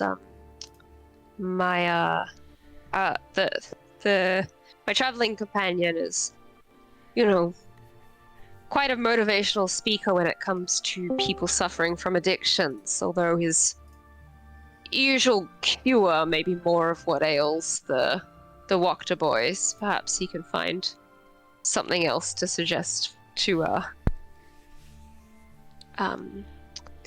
help take away some of the pain of that. Perhaps. I mean, it's quite sad when you really think about it, isn't it? Just these. Hope those two boys are okay. Whilst they never really did anything bad to us. They just seem to be born into an unfortunate situation. They were never like delinquents that how do I say this? Basically, they never really did anything bad, but they also weren't exactly in favor with the rest of the townsmen just because of their relationship with the Fiona Wachter. Well, do let us know if you see them, and the Mardikovs can pass along messages. We'd like to help how we can. Certainly, ma'am. We can certainly keep an eye out. They agree to do so. Okay. No. And as I will lean across to Juice and say, perhaps when you're talking to the Wachter boys about addiction, you don't simply recommend more wine. Yep. It somehow worked with the last ones, but Yeah. I don't all think it I'm will be very saying. helpful in this instance. If it works once, you never know. It may work twice. So one way to find out. That's not a gamble I would take, Mr. Wildura. I think this is a moot point considering we're talking about putting their mother in the ground real soon. So, I don't think telling them not to drink after that will be a... How about instead we give them the good news that their sister has been restored thanks to the efforts of Annie and the rest of us. Perhaps some good news instead of just, here's a bottle, go have at you. Don't forget. This is why you're the smart one in the group, Marcus. I think not. I just think sometimes I have the clarity to remember back what feels years ago, but in actual fact was last week. That tracks. Okay, so I will say at this point, the sort of hubbub in the tavern has died down. Erwin dries his hands on the towel that he always carries and finally moves over to your table and go, friends, it's been a very long time. Danika's not quite back here, but I hope you enjoyed the what little spread we've been able to bring you. He kind of asked you guys how you've been, given that it's been quite a while since he's seen you all. Sort of an update on what you guys have been up to since. When was the last time that we seen him? Well, this is the first time you guys came back to Balaki since the Let's have a look. festival. Yeah, I don't think we've been back since the festival. It has been... Has Muriel been here we are. reporting back anything? It's 2 weeks. It's been 2 weeks. Good lord. Muriel. Muriel took off in the cover of darkness last night when we, received your message from the Raven to look for Emil. There's also been, I haven't heard from anything from her since, but sometimes, no news is good news. And there's been other sort of members of Keepers of the Feather that's been on regular watch of the church area, just to ensure nothing comes back to finish Father Lucian off. Did we talk to Muriel about the other birds that were watching us? Other birds? The ones that Juice and I saw when we were on watch, like a billion sessions. No, when we were traveling back, I think, from... From where to where? It was like the most recent leg of wilderness travel that we did, I thought we were being like watched by some ravens, but they didn't seem to react to us in the same way that the other ones did. Or am I making this up? I feel like if you guys did have that, it would have likely been members of Keepers of the Feather that are in their raven form. Just keeping an eye out on things. Yeah, Okay, I don't think it's anything to worry about. I just remember Juice and I got bad vibes from them. It could have just been a one-off, you know. Okay, all right. I don't take notes, so I can't tell you when or where in time this happened. I have no notes on birds. But either way, if once Muriel hears about Emil manages to find him, she's been instructed to escort him back to the werewolf den. And hopefully we hear back from her soon. But she only took off last night. If Emil is, the werewolf that he is, he's going to be traveling quite well hidden.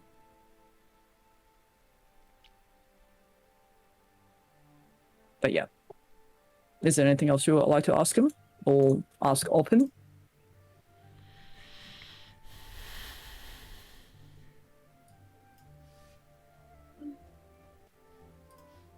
You don't have to. And he does also say that there is rooms for the night if you guys were to wish to rest here. Excellent. Wonderful. I guess we'll just inform him of our plans, going forward. That we're going to go to Yester Hill and then, come back and then go meet Casimir and all that. Yeah. Okay. So that's quite a bit of back and forth, though. Is it what you guys want to do? Yeah, we wanted to go to Yester Hill. Yeah, Yester Hill is definitely next up. Okay. Owen tells you that he doesn't know too much about Yester Hill, even though it's in close proximity to the winery. Given that it's sort of shrouded in the fog the whole time and has been overrun by the barbarians and the naturalists. No, Naturalists. Naturals. I think it's forest folk. Nudists. Is that what I called them? Is that That's what they're Nudists. called, You yes. called them the forest folk. naturalists? Well, I mean that Naturals. they were pretty close to nude, if I remember. Yeah, I'll say the most that he knows about Yester Hill is sort of like whatever flybys the Keepers of the Feather has been able to do. But yeah, you do inform him of your upcoming plans. I want nudists in Barovia now. It's not You enough sure? sun for the new. You sure? What if You've seen the tokens that we've met so far, right? What if... Would it not be easy if Casimir were to meet you on the way instead of you coming all the way back to Balaki? That sounds good. But we have stuff to pick up here. Oh, well, sorry. Owen. I wasn't aware. In that case, sure, of course, we'll always be happy to have you visit.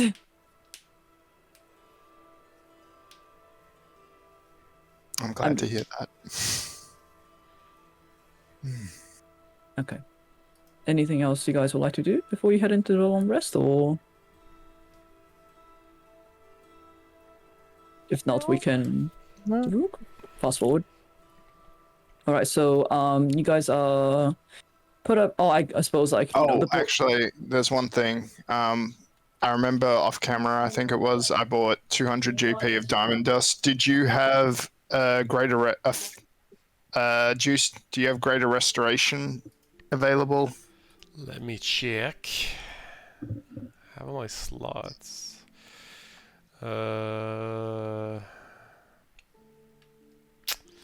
I don't believe it was prepared. Okay, if you could prepare it for tomorrow, I'd appreciate that. Very well. I'll meditate on that.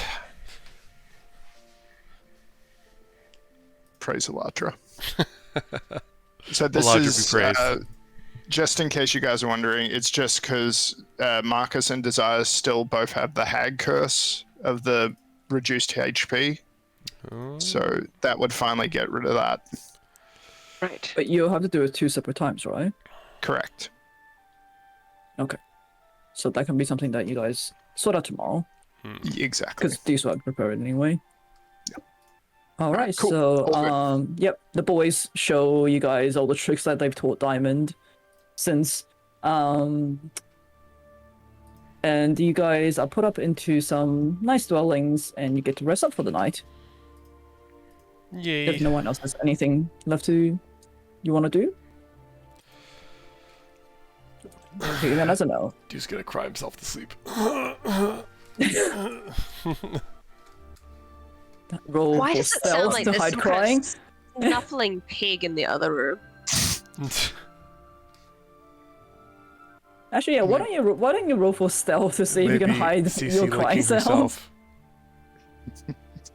Oh no, I was referring to Juice crying.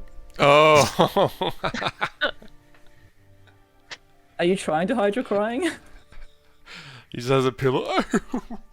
Why is he crying? Because Claudia's interested in Arago. Yeah, his heart's been broken.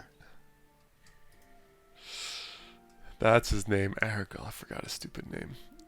Alright, so I will say whoever is in the room with you, which I assume is Annie and Bree, you hear him crying into his pillow. Whether or not you want to engage with that, you're welcome to. We're just gonna leave him to cry. Bree just pushes the tissue box closer to his side of the bed or whatever, and lets him cry it all out.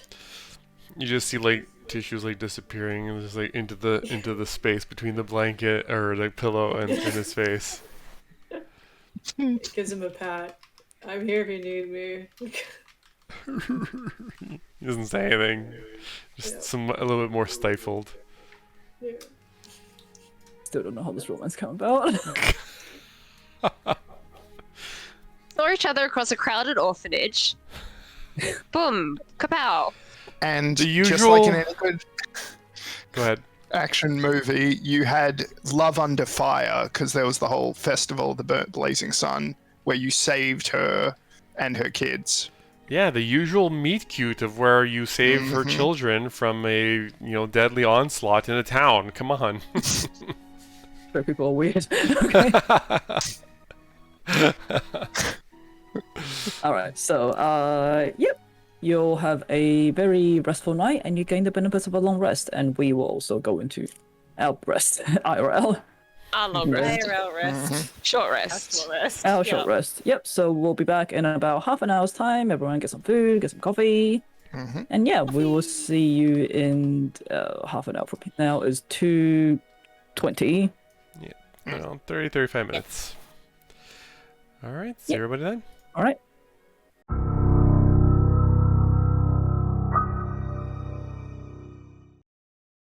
And we're back. All nice and full. Had a snack. Had some rations. Rested up. Had some rations, yeah. Made only attractive faces. Speak for yourself. I like those little ramen booths where you can just like have the curtains down on either side to conceal your shame. Gonna get this show on the road. Yeah, let's. Let's blow this popsicle Yes. stand. Let's, while we find out for what nefarious purpose Lisa was gathering the information on how we would survive or die in the Hunger Games. I think you're muted. Lisa, you're muted. She's doing it on purpose. She Yeah. can say all our secrets while she's muted. There we She's go. unveiling Sorry her about whole that. plan. No, I just realized for some reason one of the boys on the thing is labeled Baba Lysaga. Oh no, The boy. she back. Lol. She Well, back and she a boy now. It's definitely not Baba Lysaga. I'll give you that. Are you Okay. sure? Why is it labeled It Baba gives Lysaga? me Did I extremely bad accidentally- vibes. I'm just did gonna. I must have accidentally clicked the wrong thing it represents. That's fine. It's just this is Brom. It's Brom Markov, not Baba Are you Lysaga. sure? Okay, get him. I don't know. I don't I think we trust should him. dunk him in a vat of water just to make sure. Can you guys even see the name tag? I I don't think we can. Uh, not that one. I see Bray. Brom doesn't get diddly squat. Yeah, we see Bray and Oh. Erwin. It's Barbara Saga. Get her! Didn't do it. Even when I said it was Brom, I knew it was Bubba Saga. Okay, so it is the morning of. What the fuck's happened to my Word document? Give me 1 second. The morning of Word. The morning of the 40th day in Barovia. Oh yeah, No. happy Happy 4th. Monday. Okay, so it is the morning of the next day. You guys are in the tavern right now. There's apart from you guys, there's no other patron at the moment. Erwin is setting up for the day. Brom and Bray are going around wiping the tables, cleaning up from the night before. What's Bubba Is Saga it- doing? Barbara Saga is you don't see her. No, I'm kidding. You'll But see. yeah, you guys. You'll see Deuce has like gotten all his stuff together. He kind of woke up maybe a little bit before everybody, and he's just at the door, just kind of ready to get going. He's just got his shit together. Yeah. He's kind of like tapping his foot. Impatient much? Yeah. Is there anything you guys would like to go before you head off? Breakfast, please. You don't want to say bye to the kids, Juice? I think it's best that we make haste. Every moment that we spend extra here is an extra moment when someone might get married to someone that they shouldn't be married to. Just saying, you know? Why are you saying someone? Aren't we just talking about Irina? Of Yeah, course, is there of anyone else course, we need to know exactly. about? We never know Why when not that just wedding's use gonna my happen. name? So vague. You see, he just like walks out the door. Just, I'll be waiting outside. Hurry up. Oh, actually know no. any other As engaged you people? as you're about to walk out the door itself opens, Ah, and you're like yeah, you jump back. You see two figures in long cloaks and hoods enter the inn. They pause for a bit, looking down at you and looking at the way of the rest of the party, before they lower their hoods, revealing Nikolai and Carl Walker. Don't bring this speak opens of back the on screen. devil's children. Wasn't the Falling dad off also the called wagon. Nikolai? Oh wait, no, it is the boys. Is it The boys! the boys? The boys. Boys are back, back in in town. town. They really are. They've been out for a while. And but compared to the last time you saw them, sort of slumped over and drunk at the same inn, they are looking a lot more like pale and gaunt. You see that their eyes are like bloodshot but very alert. And you see their hair is like stringy and dirty. Definitely not like the very wealthy boys that you have seen before. Still not breaking eye contact. They move to the table across the room, their usual spot, before they snap towards a silent Erwin, who is now staring at them, and they go, "Hey, Mardukov, how about bring us the usual for old time's sake?" And Erwin is just like staring at them with like furrowed brows, and you see that his shoulders are very stiff, and there's like the silence and tension between them is palatable. You feel you see Erwin gesture after a few seconds. You see Erwin gesture towards Brom, and go, "Son, grab a bottle of bread and take it over to the boys." Brom's looking a bit uncertain, but following his dad's instructions, he does grab a bottle of Red Dragon Crush and 2 glasses and quickly puts it on the table in front of them. You see Nikolai and Carl Wachter. They fill both glasses and down each of theirs in a single breath, before they look up at you all across the room. And you see that their stares are like steely and their eyes seems to be like filled with hatred. And At us. Nikolai, at you guys, we're the only other patron in the room right now. You hear Nikolai go, "Look, brother, they're just there enjoying their freedom after what they've done. The absolute audacity they have." And We hear Carl- this. Yeah, you hear. They're not being quiet about it. And Carl nods in agreement. And you see they each pull something out of their sleeve, and Carl says, "Mother was right. They deserve to die for what they did to Stella." And he's going to And before you Wait, know hold it, What? before you know it, Oh god, good idea, Annie. yep. Well, yeah, I'll say, Annie, you have time to cast Shield of Faith really quickly before something happens. But before you know it, you hear this absolute thundering crash. It fills the tavern.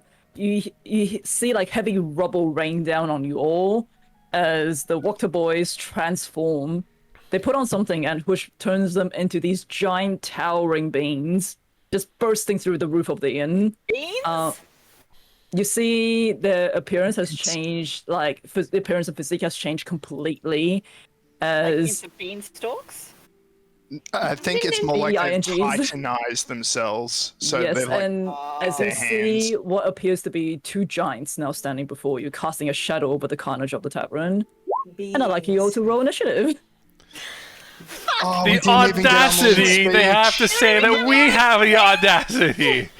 Oh, you guys didn't jump in and say anything? Yeah. I had to Wait, listen hold on, to Juice hold on. talk about it. Select your token. Select. Oh wait, give me 1 second. Let me just. Yeah, we need a thingy. Select your token. So this is where Shingeki. I was type just about to music flip a would be great. table right there. Holy crap!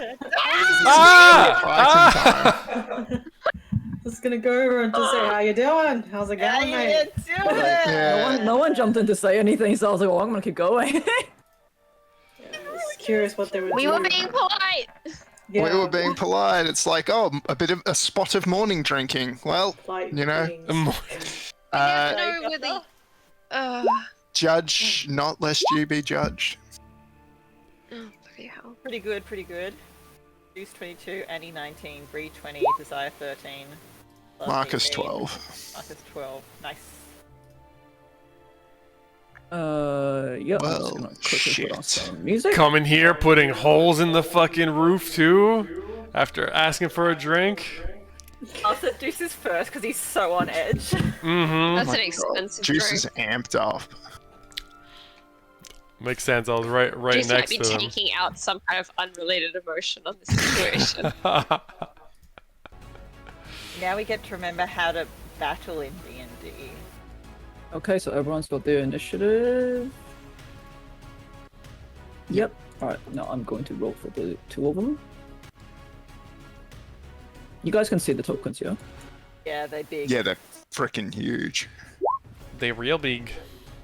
18 Oh, okay. Cannon. and... Oh yeah, one of them does look like Ganon. Yeah, that's Ganon all the way. Oh, 18 and 19. The other one is like that Holy guy crap, from One a crit. Piece. Zoro? Is it Mocha? Zoro? Zoro? Oh, Zoro, oh, yeah. the sword Yeah, thing? he's got a green vest. Yeah. Oh, I get what you mean. Like the Okay, hair's so- wrong, but yeah. Oh no, the hair's like Frankie. Yeah, okay, yeah. It's Frankie and Zoro's baby. Oh, sorry, one more thing I forgot to say. As all this debris starts to rain down upon you all, I'd like everyone to roll a dex save to dodge the rubble. Of course you can. Dex save. How do I do this? It's been a while. So I'm 15, gonna 15 is the DC. 15. I'm gonna put my Dark One's own luck on that. 'Cause that's not gonna do 15, it. huzzah. And Where is Rose and it? Thorn. I'm guessing. I have Okay, to- so wait, Bree, Desire rolling again. Dark one's on lock. Yeah, I'm just looking for that one in my character sheet. That's just D10, Bad right? luck, bud. I can't find it yet. Yeah, 1d10. So, 1d10. Lisa, Yes. the rolls you have, was it 20? Oh, sorry, we gotta do our new ones as well. Let's just quickly do Yeah, that now. oh, you just want to do new Oh, ones? that's what Okay. telling roll today. Yep, 'cause Yeah, it's I a mean, new if you day. forgot them, just do new ones. Alright, 14 for me. Alright, 13 and 18 for me. Yeah, I was just like, I can't really remember the last one, so I had to. Oh well, because we gotta do new ones each day just so we don't Yeah, forget that them. was a So, new day. That's fair. Alright. alright, so DC 15 for the dex save. Who's failed? Love made it, and Rose with and Thorn her failed. Dark One own luck. And Deuce Desire failed. makes Yeah. it. Yeah, Deuce and Rosenthorn. Okay, Oh, so actually, as a reaction, Juice Marcus gives you a flash of insight and says, duck and roll, Ah! and you get +5. All right. so just Rosenthorn. Just Rosenthorn now, yeah. Okay, so Rosenthorn takes 11 points of bludgeoning damage Oof. and is now restrained as they're stuck underneath the rubble that has rained down upon them. Everyone else, having dived out of the way, you are now prone as well. But you do not take any damage. You are now prone because you have quickly dived out of the way as the roof of the tavern has rained down upon you, or collapsed and rained down upon you. I feel bad in saying this, but by any chance will our temporary hit points from the day before go through? Absolutely not. Nope. No. Okay, Should I done something? That's not how they work. Yeah. Okay, so as everyone is just, oh gosh, getting back onto their feet, you see Rosenthorn stuck underneath the rubble trying to get out, and you do notice that Erwin, Brom, and Bray, they're all three of them are now trapped underneath the walkway that has now collapsed on top of the bar. Erwin is restrained and struggling. You see Brom and Bray, both of them seem to have been knocked unconscious, as you can see blood trickling down their forehead. As That would happen. Yeah, and being young kids, their body is obviously being slowly crushed underneath the heavy beams. You surmise them. You might have to get to them quick before bad things happen. But I'm gonna quickly roll for Erwin's initiative as well, because Erwin's also gonna be in this fight. It just looks like Oh, the 22. sun is in a different room, but okay. Yeah, where's Buffalo Saga and all this? Oh, sorry, they will be here, I think. Okay, alright. I was Yep. like, oh, one sun is good. Okay, never. Okay, shit. What's your speed because Speed? we've got It's 25. the 25. Oh, sorry, not speed. Dex modifier, because both you and Erwin rolled the same initiative. +4. Okay, so you go first. I So go top of the round, first. it is Deuce's turn. Juice is just incensed at the audacity that they have to instigate anything in this place, especially if he's had such a rough night. And he's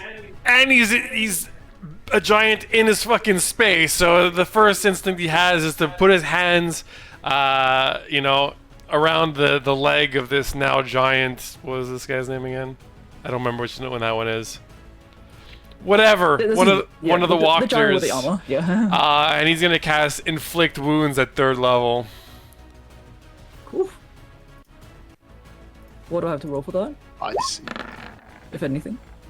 Hold on. That doesn't seem very high.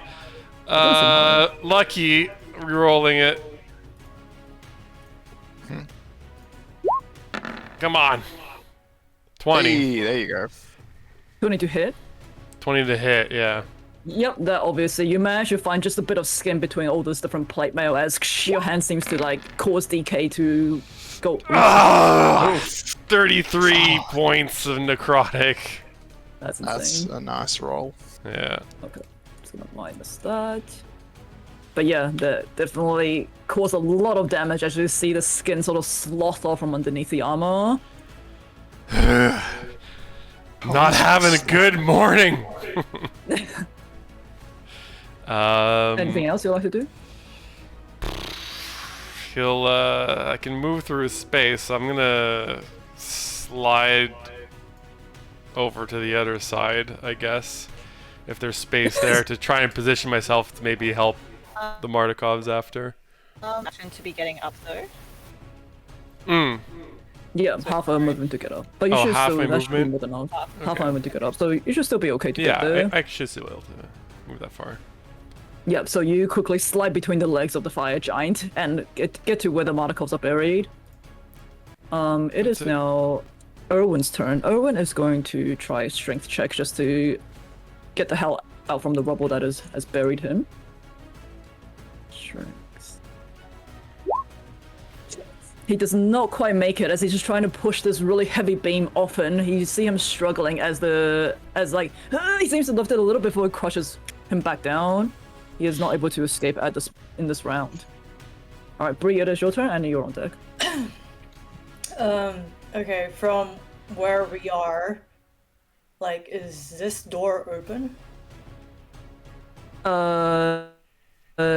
Yes, you can see that, like, given that the tavern has, like, basically exploded, you can see that the doorway is open. Okay, is this wall still standing, kind of thing? So is there still coverage for Which one here? Yeah. That wall there? Yeah. Yeah, also that wall's still standing. Yeah, so I'm just thinking, if there's a way to just move them to safety. Move the boys? Yeah, or any of Okay. them. Well, you gotta unearth them from the rubble Unearth, first. You yeah. gotta try and lift the rubble off them. I have no strength. It's -1 strength. Yeah, she's just gonna be like,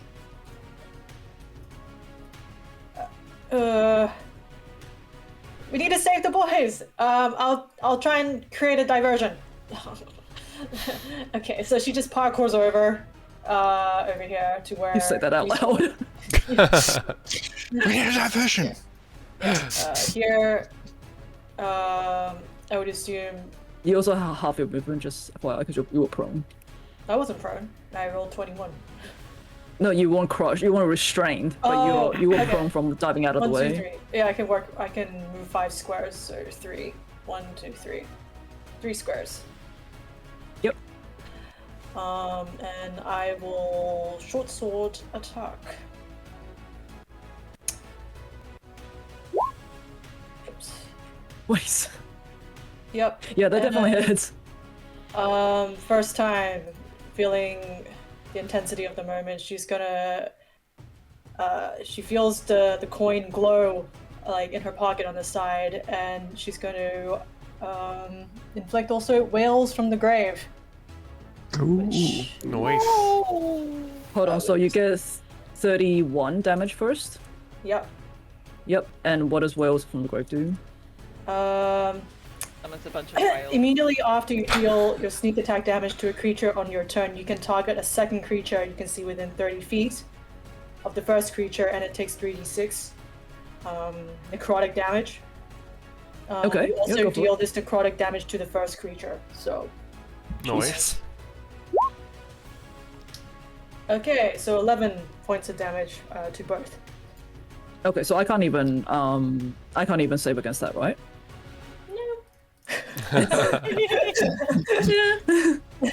And second attack with my silver one. 24 to hit, 5 piercing damage. 5 piercing. Yep, that definitely hits on the second one. So you manage to dive between the giant's legs and just hit both sides, Yep, that's it. bring for him me. down for a little bit. Okay, Annie, it is your turn, and it's the giant's turn next. Right. Annie is gonna half move to get up and other half move to go over to the boys. Start trying to sort of assist / protect them on the next round. And she'll yell out, "We've got them over here. You guys need to scatter. You're too close together." And she will cast Shatter on both of them because it's a 10-foot cube at Yep. 4th level. It's a con save, yeah. Let me It's do the con save. cloud giant first. So Yeah. first giant saves. That's 10 points of damage. Yep. And the second giant. Probably a big con.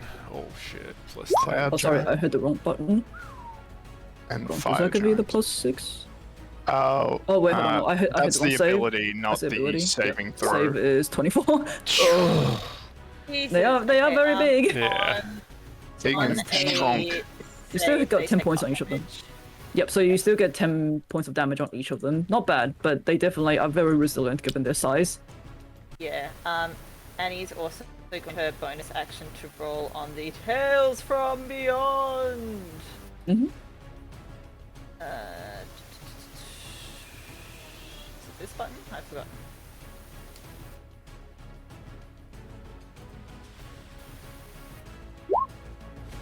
Number Number 6. 6. Number 6 is Tale of the Traveler. KO the Target Traveler. gains temporary hit points equal to a roll of your bardic inspiration healing spell.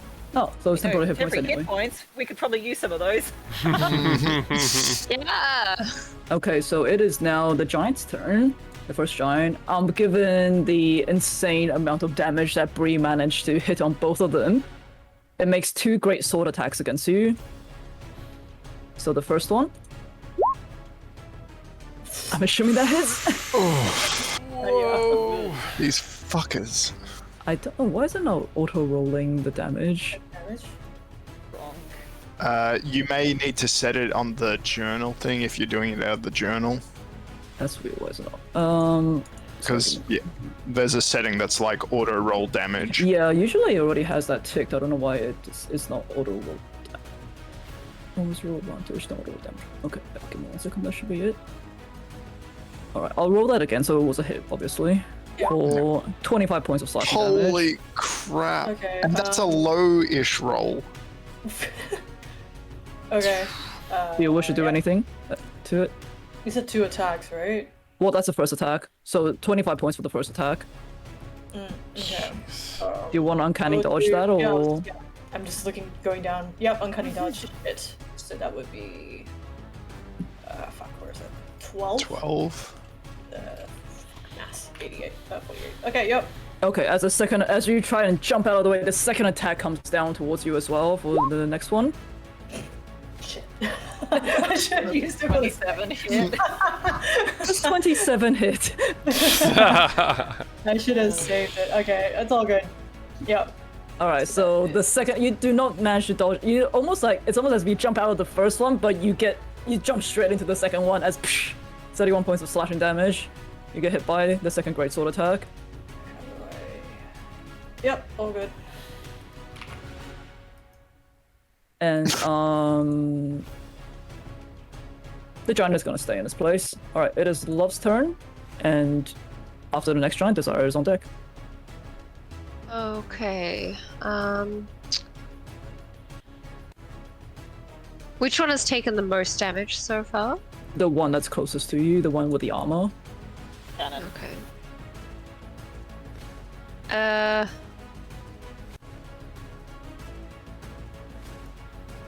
Yeah, I'm gonna move Love back here. And yeah, but it'll pass its turn. It'll pass this turn? Yep. Okay, so,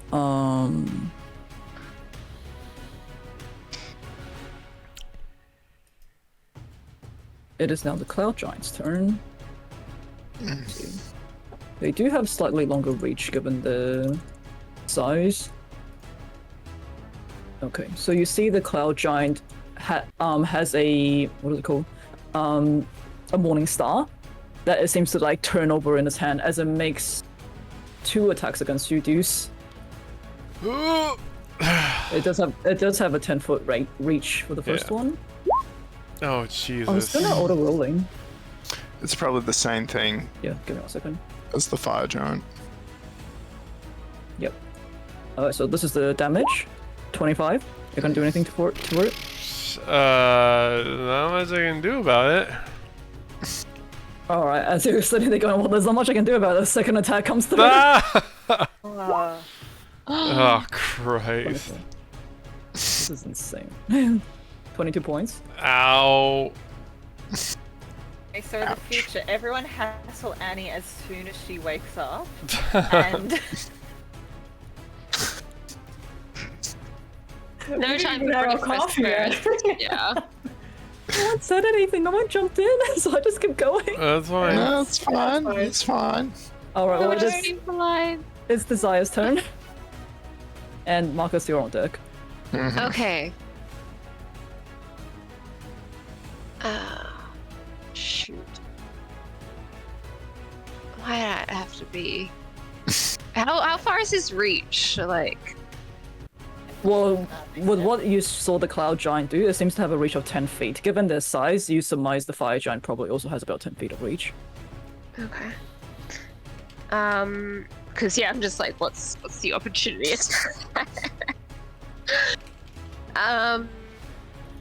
And so it's one beam kind of holding the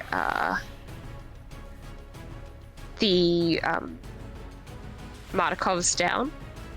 Not so much. Like this Like big if you were to scroll up to the map above it, you can see that there's like a walkway that's right above the bar. It seems that entire Okay. walkway has collapsed on top of them, so they're kind of trapped. You know, like in the walkway, they're trapped underneath the walkway, and the bar is also like, it's like if you imagine bar, walkway, they're underneath here.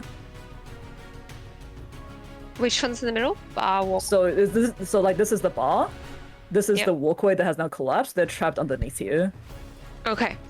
I will move here. And cast levitate on the walkway. So that Do every single item? It doesn't have to be just like a humanoid or anything. Or one creature or actually, that's a object. good point. One creature Yeah. or object of your choice can raise vertically up 20 feet. Levitate a target that weighs up to 500 pounds. 500 pounds is like what? Pounds and kilos, but 200 Metric kilos. scale. It's a lot. It's it's a lot. I it's think like it'll be fine. I think it'll two be fine. tombstones. Yeah. How many unicorn bodies is that? I'll say it's only. I mean, a horse is more than 200. It's probably less than a half. It's like 3/4 of a unicorn body. God, stop cutting its head off. So you're casting levitate on the stuff. Yeah. Okay, you see that the walkway, that's the rubble that has collapsed on top of Owen, slowly rise. Owen quickly rolls to get onto his stomach as if he's about to jump up. Okay. And I'll tell them to run into the back room. And then I don't think there's anything in the way of bonus actions that I can do. So yeah, that'll be Desire's turn. Okay, Marcus, you're on deck, and Marcus, your next deuce is on deck. So Rosenthorn is restrained. Restrained, yeah. It would be a DC of 16 strength check to get out. Okay.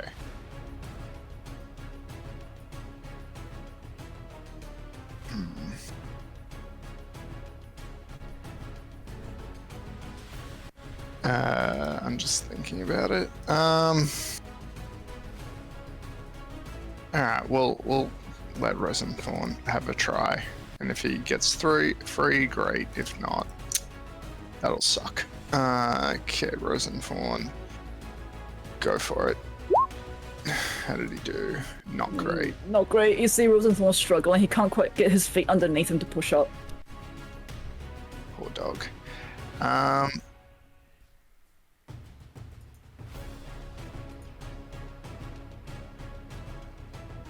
Okay, so Marcus sees what's happened to the Rosenthorn and to the Martikos, and he sees that Bree's just kind of been brutalized, and he is...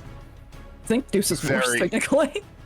Oh yeah, and Juice as well. So what's happened to the halflings, it's just...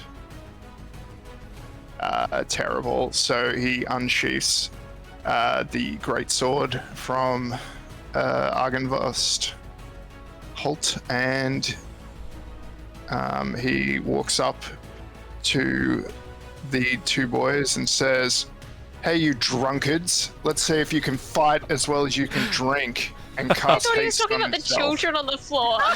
I think The they're unconscious. children. He said boys. I thought he was like kicking them when they were down. Boys, wrong boys. Wrong boys. So Marcus is There's trying to I talk would yell down at to a them. child, so So just to be clear, Marcus is not talking down to the children The that are other currently boys. unconscious on the floor. Big He is boys. talking down to the two fucking giants. And yeah, he casts haste on himself, so there you go. So his AC goes up by 2, dex save advantage, and most importantly, he gets an additional action. So he's going to use it to swing his greatsword at the fire giant, I believe that the Ganon one.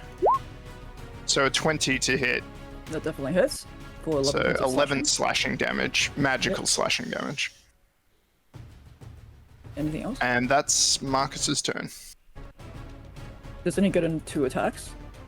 No, you cast because haste. I used haste as a spell, I'm getting the bonus action from haste. Yep, gotcha. Alright, Yeah. so it is Deuce's turn. Deuce, you see that the beam has been levitated. Owen is trying to get back onto his feet. The boys are still unconscious. You're bleeding out. So is Bree. Jeez.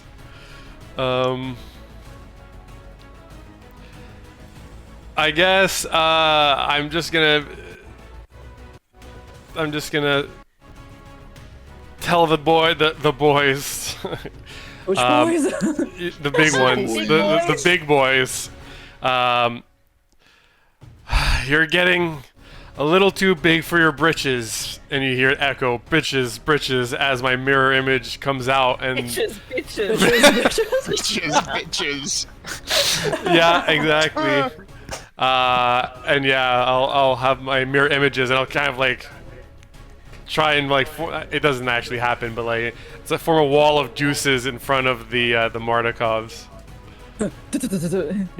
Tension to a wall of deuces. That's it. Okay, it is Owen's turn. He uses half of his movement to get up on his feet. You see, he quickly swoops up the unconscious Brom and Bray and runs through the doorway to put them through here. I think given that he only has half movement, and if he's carrying things, it's another half movement, right? Yeah. So Yep. 15. So yeah, he'll probably end up on this side by the end of his turn. Yeah, because he only technically has like 7 even halved again. It's 15 and even halved again because he's carrying things. Yes. Okay, Bree, it is your turn and you're on deck. You see the cloud giant is definitely looking hurt. Are these doors still standing? The main doors. Those still are, yes. Yeah. I also have a question about the general sturdiness of the structure. Is it just like there's just a hole in the roof at the moment?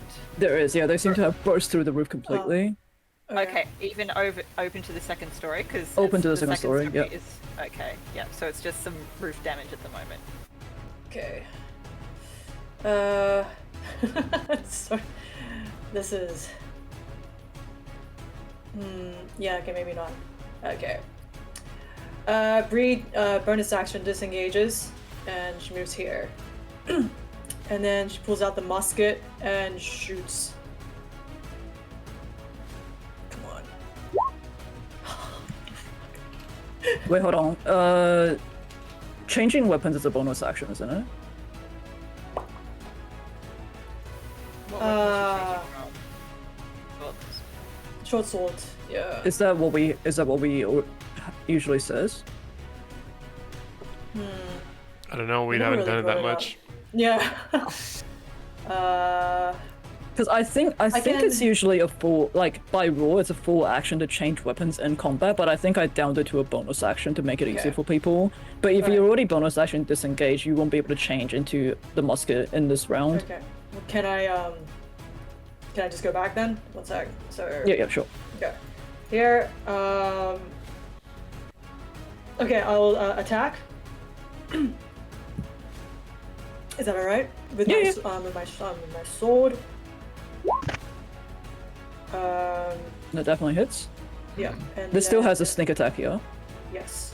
Yep. It's engaged with like pretty much everyone right now, and she feels pretty much you hear the wails of the grave again. Holy shit! How often can you do that? 4 How many times. whales are there? A lot of wailing. A lot of whales.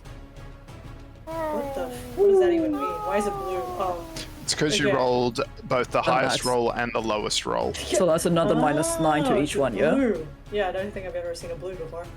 Okay, Okay. so you see not the cloud giant, the fire giant is definitely looking rather hurt as you manage to stab it just right in the tendon between its knees. You can see it crumple a little bit as the whales from the grave hurts it even Yeah. more. it goes through and also hits the other one behind, and then Yep, I got she that too. backflips. She disengages while backflipping. Okay. And lands next to Rose and Thorn. Who is still trapped. Yeah. All right, Annie, it is your turn. Okay.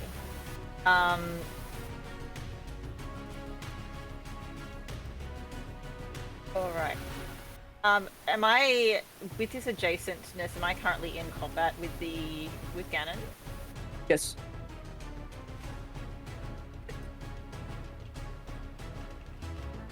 Really, really nice and cool. Yeah.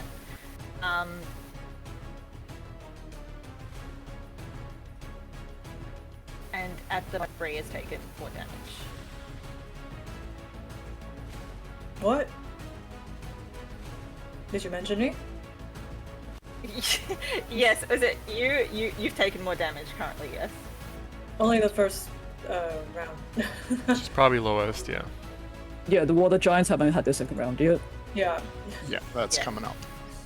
Don't worry about me. Don't worry. And you see a bunch of duplicate uses. It's okay. Don't worry about me. Um, Oh, I see that ruler. Okay. Technically, they my have ruler. technically they have 10 feet, so they can still reach you. I thought it was two squares. Oh, actually no. No, they'll have to Yeah, reach it's you. 2 squares, so she's Yeah. just out Yeah. of range. Yeah, that's why I was looking at the. I asked about the door. I asked. Yeah, all good. And disengaging is a action or bonus action? Action Bonus. for you. Bonus for Bree. Mm-hmm. Right. Okay, Annie's gonna stand her ground and yell out to Bree, don't be afraid. Remember, think of Ez and everything that they've gone through. And she will bestow Bree with the Tale of the Traveller, which Nice. is actually a little bit more than that. Let me just get the full text of it up. Oh god, if I could. Janky. Not bad. So very janky.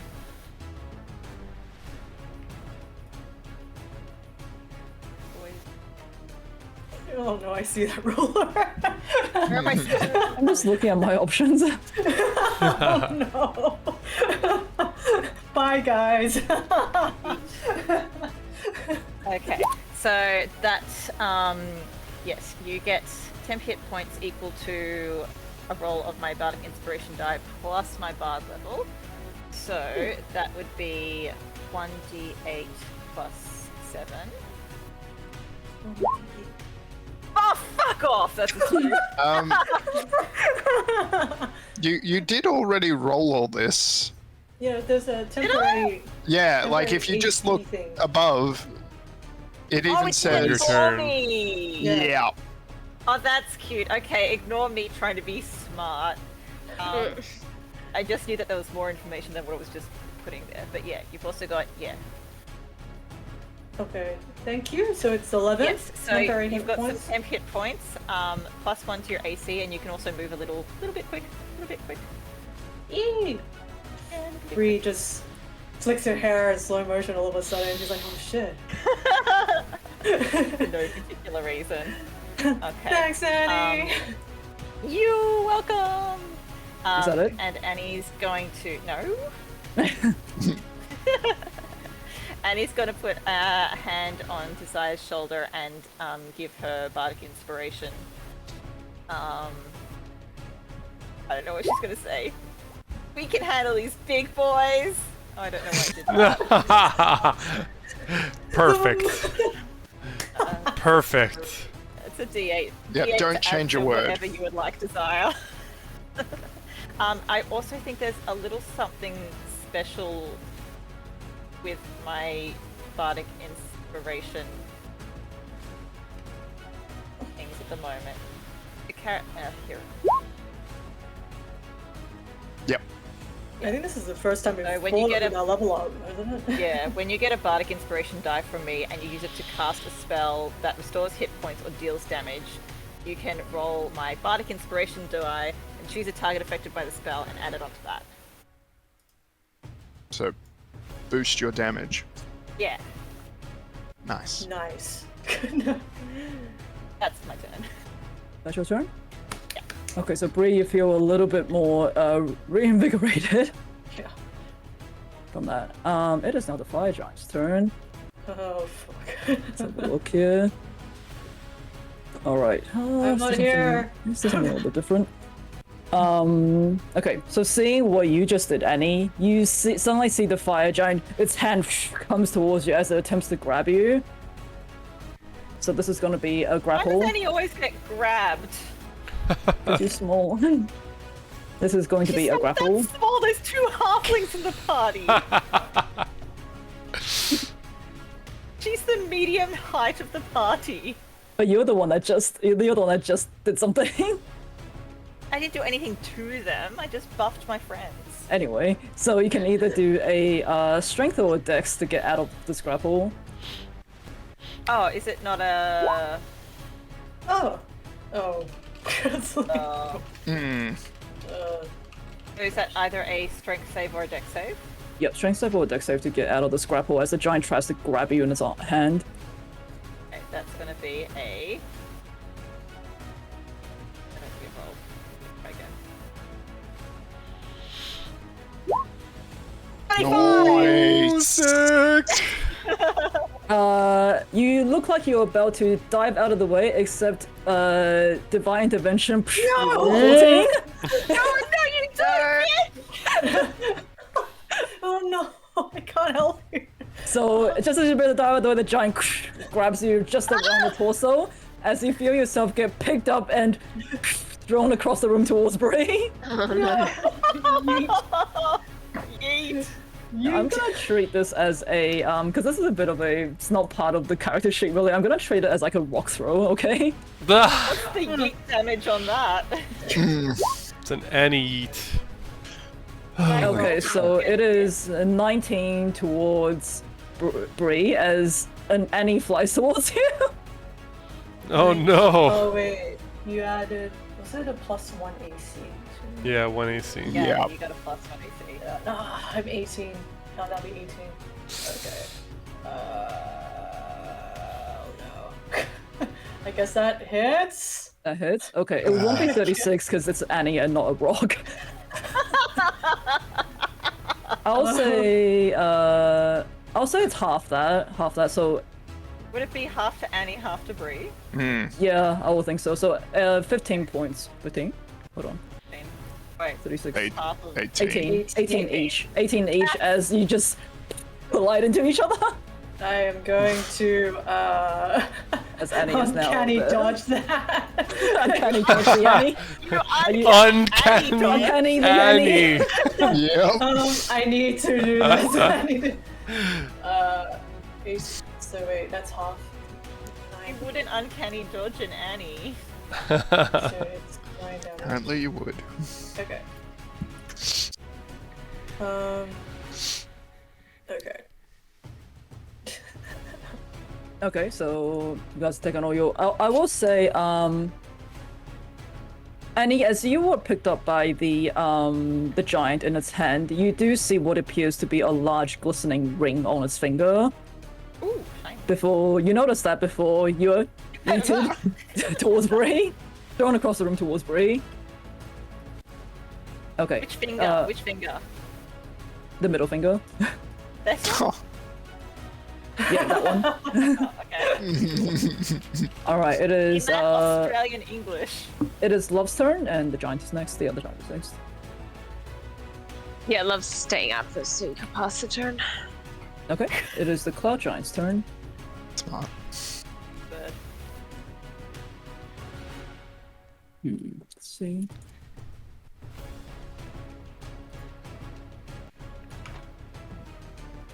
Okay. It does have range towards Deuce, I'm pretty sure. Yeah, 10 feet. I haven't moved. Alright. Yeah, remember, you still have your Duplo Deuces up here. Yes. Alright, so it is going to make 2 attacks against you, Deuce. First one. Oh, hold on a second. Come on, Jupla Juice. on Okay, Jupiter he hits the dupla-deuce. Oh, thank Ladra. So one of the Duplo Deuces just get absolutely eviscerated. Ah, shit. Second one. 22. Duplo Deuce comes through. Duplicates. Whoosh. Another one gone. Ah! Okay, how many do you have left? One more. Okay, so 2 of your duplicates managed to soak up an insane amount of damage. You remain undamaged. Whew. High five. Woof. Alright, Desire, is your turn? Marcus, you're on deck. Okay. I'm going to cast. Can I have a 60-foot cone on the 60-foot giants? Yeah, give me 1 second. I'm assuming I can do that without getting. I think even where you're currently standing, you could do that. Oh shit. Oh my Bloody God. hell! Oh lord! I think you might actually. I think you might actually blast some. Oh no, you'll be fine. I think you'll be fine. You won't blast anyone. Friendly fire. Goodbye, Yeah, wall. that's Yeah, Just in the ears. that side of the inn will be gone. But yeah, Aren't you proud of my restraint not using fireball in a very flammable inn? Not We'll the wine. Not the wine. not the wine. At least if I freeze it, maybe it'll be. We can have like frozen sangria. Slushies. ice wine. Yeah. So they need to make a DC 17 Constitution save. Holy shit! Arcane code, of course. Mm-hmm. 17 con save. Oh, sorry, I just remembered I had to do a con save for my AC because I got hit. Oh, you're Oh, yeah, short yeah. of faith. Maybe do that first. Yeah, you're fine. Okay, so it's half damage, yeah? Half damage on a fail. Yes. Alright, so that's 16. Okay, the cloud giant is looking very hurt. Not the cloud giant, the fire giant is looking very hurt. Okay. Con save Good, on the other good. guy, 25. Alright, they both take 16 points of damage. The cloud giant is still looking pretty good, but the fire giant is struggling. Okay. But Annie really wants to slice his hand off now. Just for my own. And that side of the inn gets blasted with eyes. Are these more humanoids or more monsters? Humanoid ones. What are they listed as? They are... I think that They're monsters, I think. Yeah, because otherwise they would say humanoids on the character sheet. No, they just says huge giants, so I'm assuming it's monsters. giant Okay. would be the creature type, if that's what you're asking.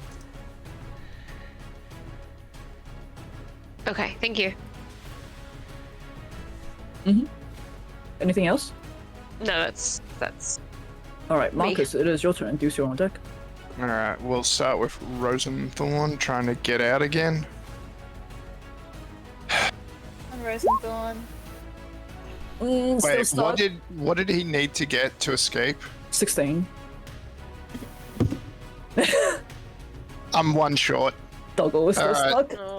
He doesn't imagine Oh, a boy. tail and its butt like trying to get out like dogs do when they try and back up. I feel so bad for him. Alright, and how bad is You can help him, Ganon? by the way. You can help him, by the way. Yeah, You but can help your then dog. I can, but then Giant nearly kills my halfling party members. Oh, not your wife? Fortunately, Desire's kept out of the fray right now. How bad is Ganon looking? Pretty bad. Ganon. Alright, That's just his name now. let's how many people do we have? Oh, Juice could be up for some inflict wounds fun. Okay, good. My plan is set. So Marcus is going to call forth channeling the power of the kitchen. You see the oil and the grease magically appear and splat on the floor. Can I get a 10-foot cube square as grease, in this case cooking oil, appears at the feet of these two giants? 10 foot, yeah.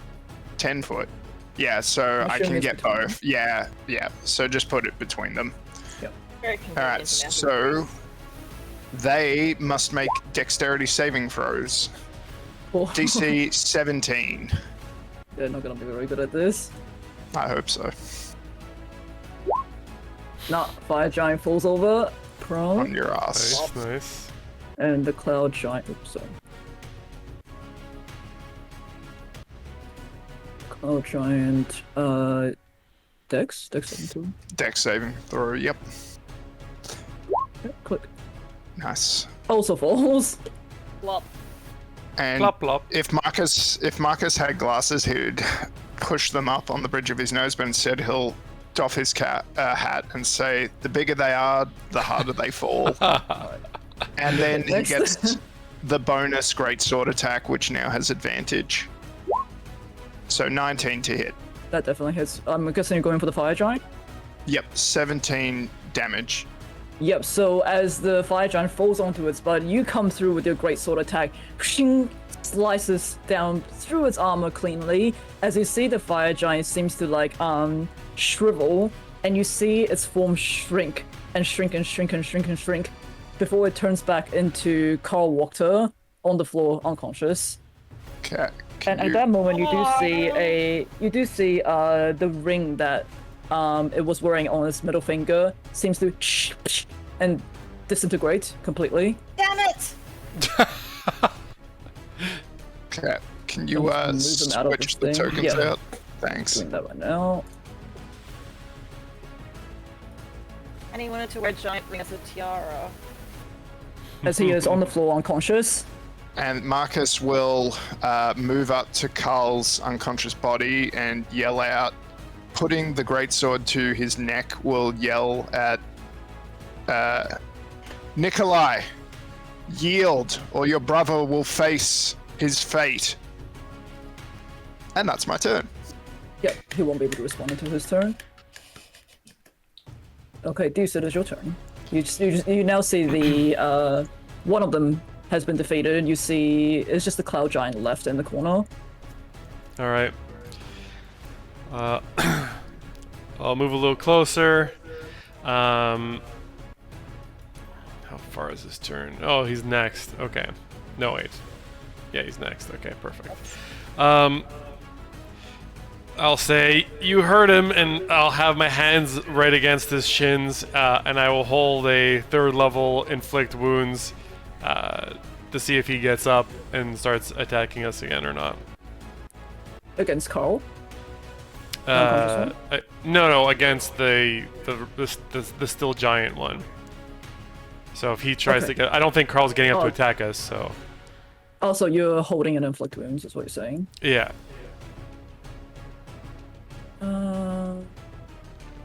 Okay, give me 1 second. So I'm just quickly reading something. Yeah, at 3rd level again.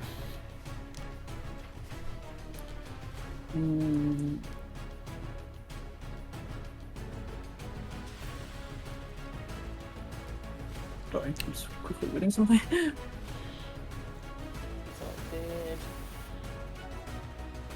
And I'll be sure to mention stay down.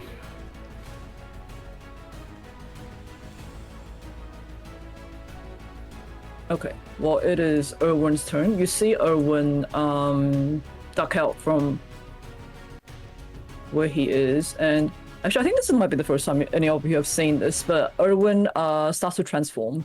You can see that feathers starts to come out from his face, covers like wherever like his skin is from his neck, like his arms seems to turn into wings as he transforms into this raven/human hybrid. And you see what appears to be a were-raven for the very first time. Oh shit. That was it. Oh, it has... Caw. Oh, that's why we're making those noises earlier. Oh, weird. For some reason, this token doesn't allow me to switch the side, even though Danica's version allows you to switch the side. Oh, okay. Guess they forgot to set it up. Weird. Oh, maybe I will just... Okay, just imagine he's turned into a were-raven. But given the situation, he is going to fly forward. next to the Cloud Giant and hold and attack as well. Uri, are you doing anything? And Annie, you're on deck. For a... Just to see if he's also wearing, because I guess everyone saw the ring explode or whatever. For a check to see if he also has something similar, would that be an action? I'll allow it as a bonus action. It'll be a quick check, just to see if you can see if he's wearing the ring. Yeah. Okay, or something of significance too.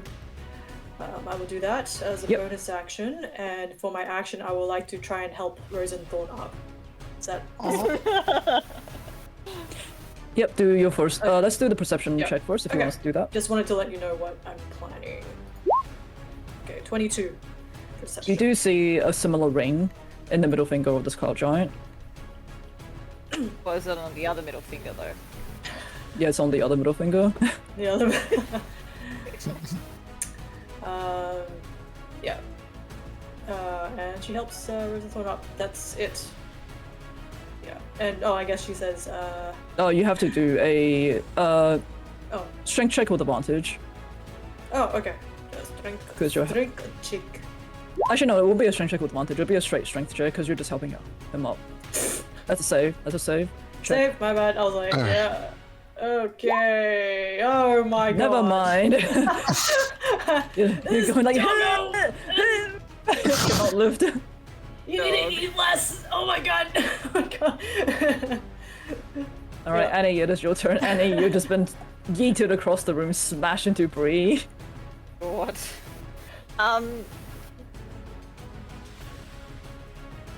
How much of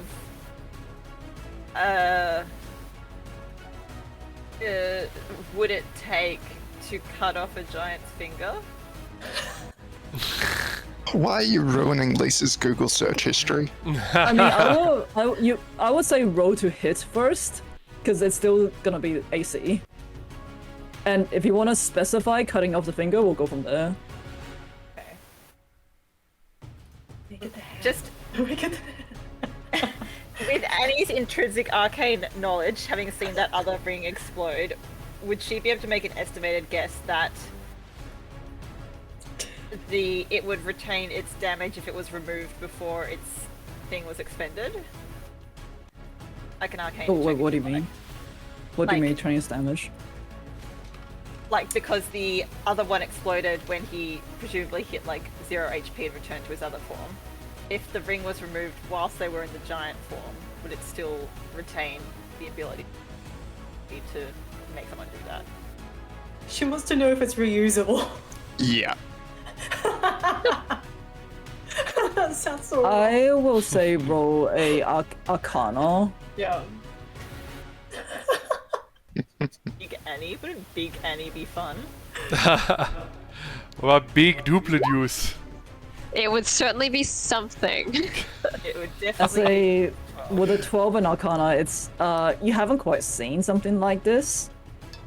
You can't really surmise whether or not it's a one-use thing or could be used multiple times, or this is an item that I would hazard to guess none of you has ever seen before. Okay, fuck it. He is going to get a ruler out. Okay, yep. Oh, stupid. Annie is going to use her movement to run up to Zoro. Oh no. With what?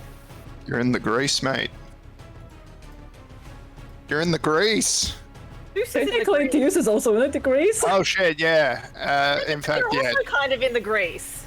What's our grease rules going here, hey? Well, the rule of grease is whenever a creature enters the area of the grease, you must make a dex save.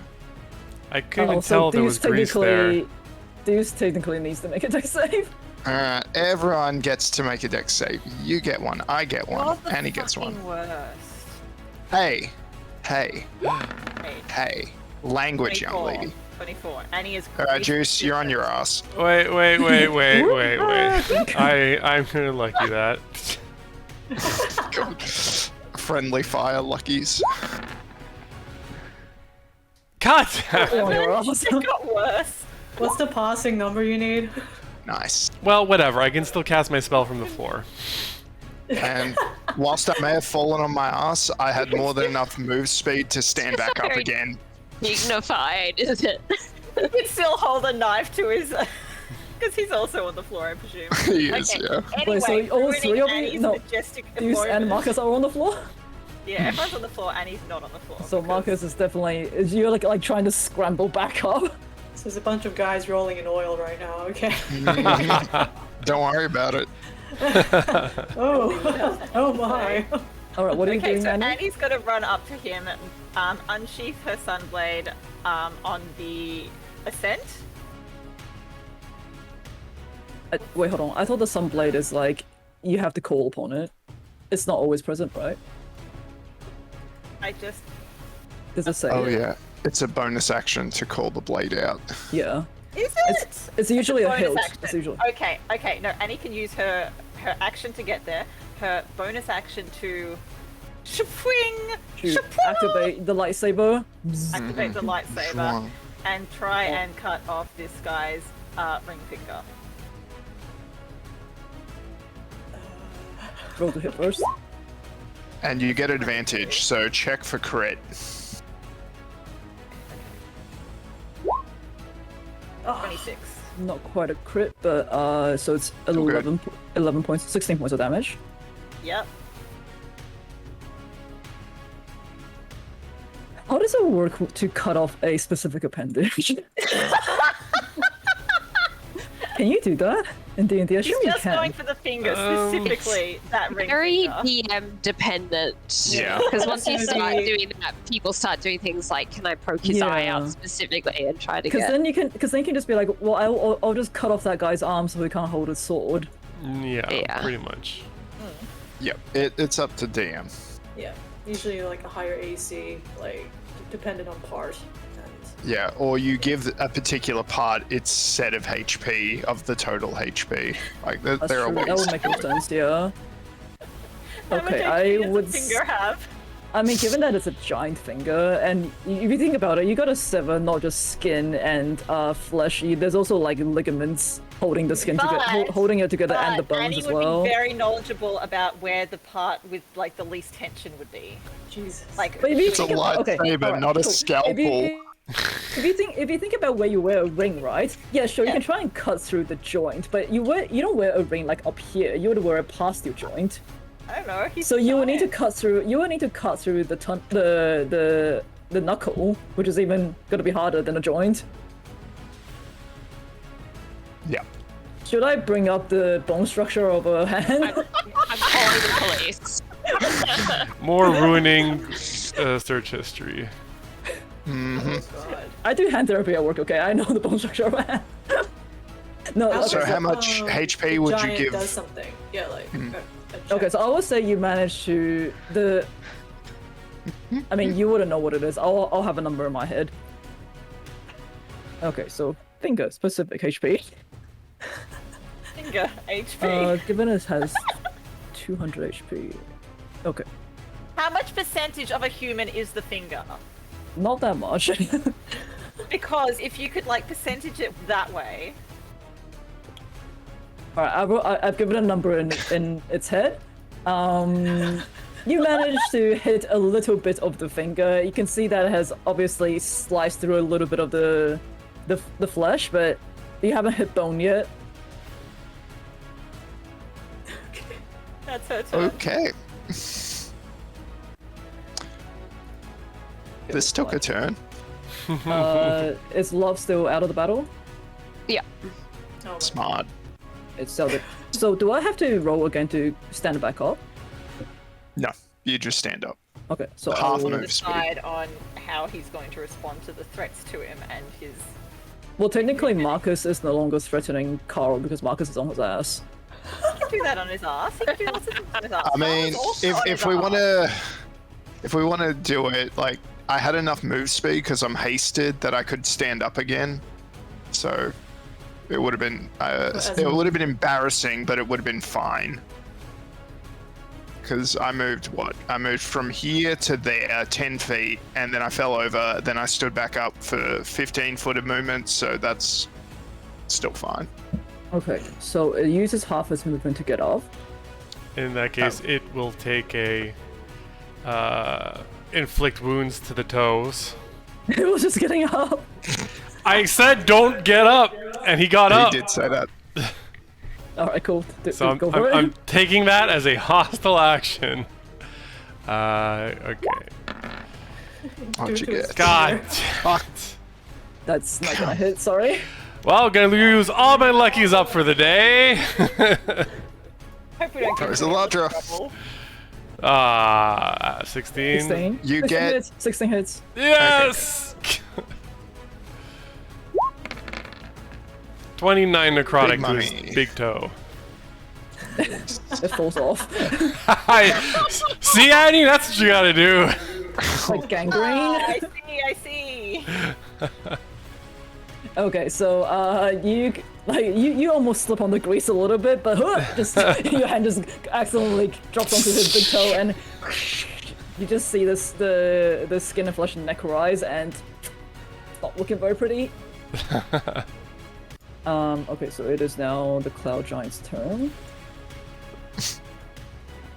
It's taken half its movement to get up.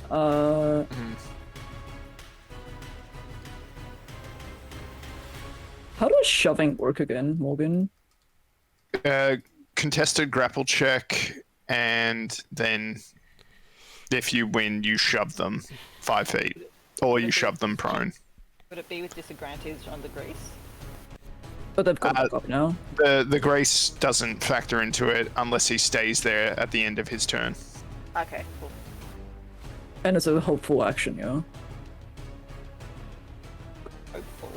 I think it's part of an attack action. Shove is part of an attack action. 5 Yeah, question actions mark. in combat. Yeah. Shove. Yeah, so you can use it in place of one of your attacks. So he could do 2 shoves if he wanted. Or a grapple and a How throw. exactly are you threatening Carl right now? I have a great sword pressed to his neck.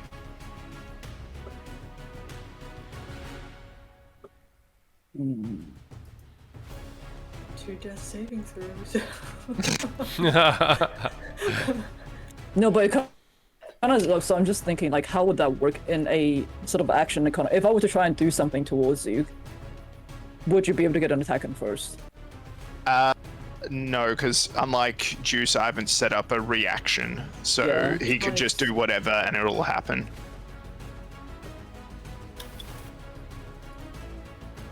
Okay.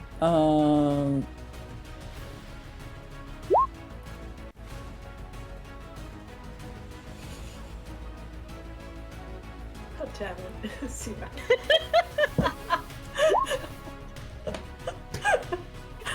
Oh my god. One job, man. One job. As a paladin. Okay, so... oh, and you say shove as a contested grapple, yeah? Yes. Basically. Yep.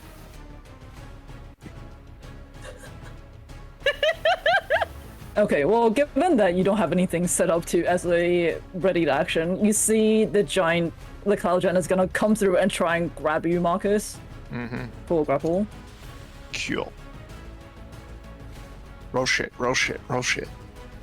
This is gonna be a strength versus dex, I think, for you. Yeah, and I have advantage on dex because I'm hasted. Alright, not the worst. So... Dex saving throw? Is it? Yeah, it'll be check. It'll be a check Okay, where? because it's contested. Yeah. Alright, and I get advantage. Big money. Nice, Marcus. 19. 19. You manage to dodge out of the way as the giant hand comes down to try and grab you. That'll be Swoosh. one of its attacks. The second one.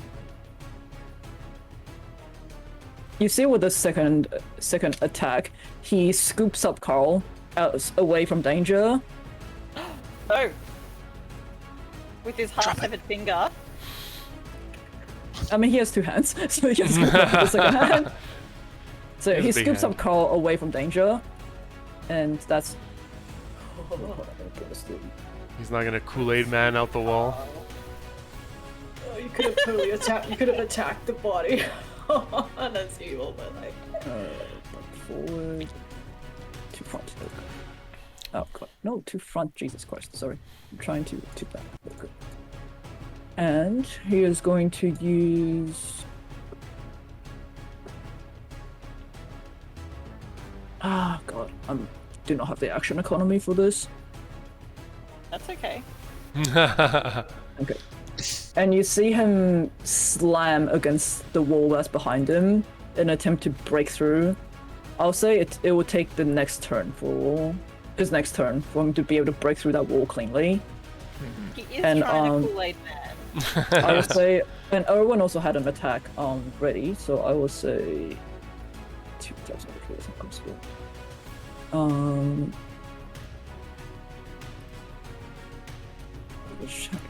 So it will have 2 attacks with his short sword.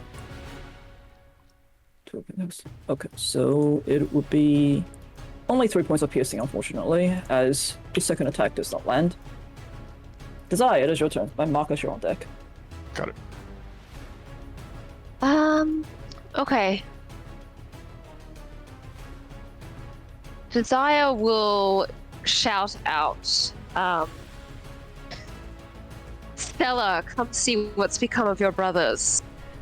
Oof. Yikes. And Oh. she will duck into the office where the Mardikovs are, and she will cast Mask of Many. Well, she won't cast; it's an ability. So she will use her Pact Magic, Mask of Many Faces, to disguise self as Stella Wachter. Then she will step back out and say, brothers, what have you let Mother's evil magic turn you into? These people saved me. Cast off that cursed ring and let's talk peacefully. And that last sentence will be a suggestion cast on the remaining big guy. What do I have to roll? I am finding it because I'm switching through a lot of tabs. Sorry. And DC 17 Wisdom save. Oh, I don't know what that accidentally cast. No, you don't, bitch. You're gonna be rolling a 15.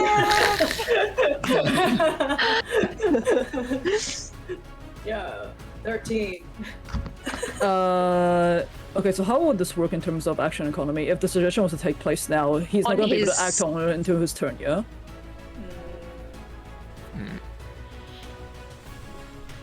Yeah, it follows the course of action you described to the best of its ability. So, yeah, it will do it on its turn.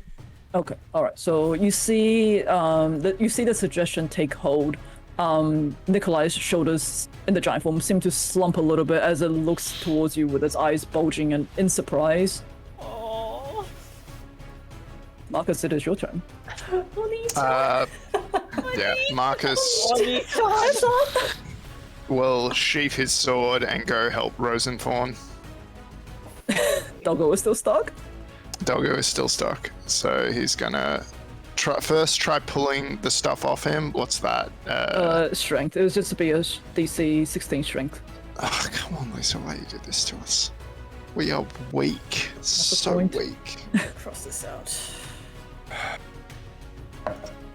1, 13, and as a reaction, I'm still gonna stuck. flash of genius myself. So it's an Flash of 18. genius or strength. Easy. I notice the lever that I can make use of my intelligence to make use of my piddling strength to get the crap off Rosenthorn. Yeah, so you manage to like leverage the beam of Rosenthorn as it comes out. You see a shake, a little dust sort of comes off it. Yeah, and Rosenthorn's gonna repair itself, and that will be my turn. All right, Deuce, are you doing anything? You're now slippering and sliding on a patch of oil. I'll use half my movement to get up. Fully healed. So he's carrying Carl. He's carrying Carl right now. I'll say I forget what the big one's name is. His name disappeared. I'll say Nikolai. Nikolai. If you stop, put your brother down, I'll make sure he doesn't pass away. You don't have any idea how to heal him, and I'll prepare a spare the dying for his brother if he puts him down. Okay, so Erwin, seeing that the tide seems to have turned, drops back down onto the ground. He's no longer flying, though he still does keep in his were-raven form. Bree and Annie, are you guys doing anything? How close is that finger? You surmise if you were to hit it with a pretty decent attack, you might be able to sever it.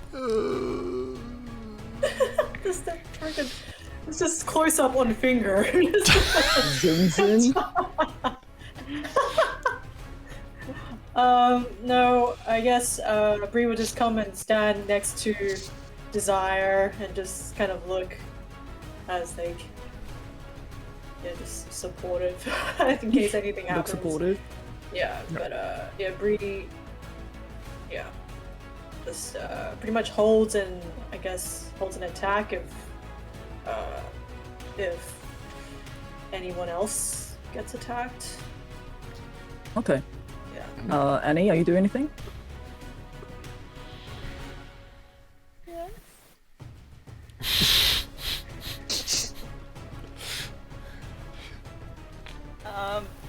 Annie will go for the thingy once more. My God. It's gonna So- break suggestion. Okay. Go for it. No, it won't break it, but Oh, it won't break right? it. Hang on. I don't Yeah. think so. No, she's using the sun blade, so it's also cauterizing it at the same time. Oh It's really quite my thought. I don't think that makes a difference.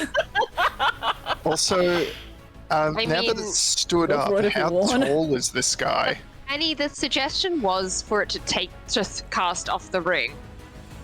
You are just now doing unnecessary bodily harm. I don't do what she wants.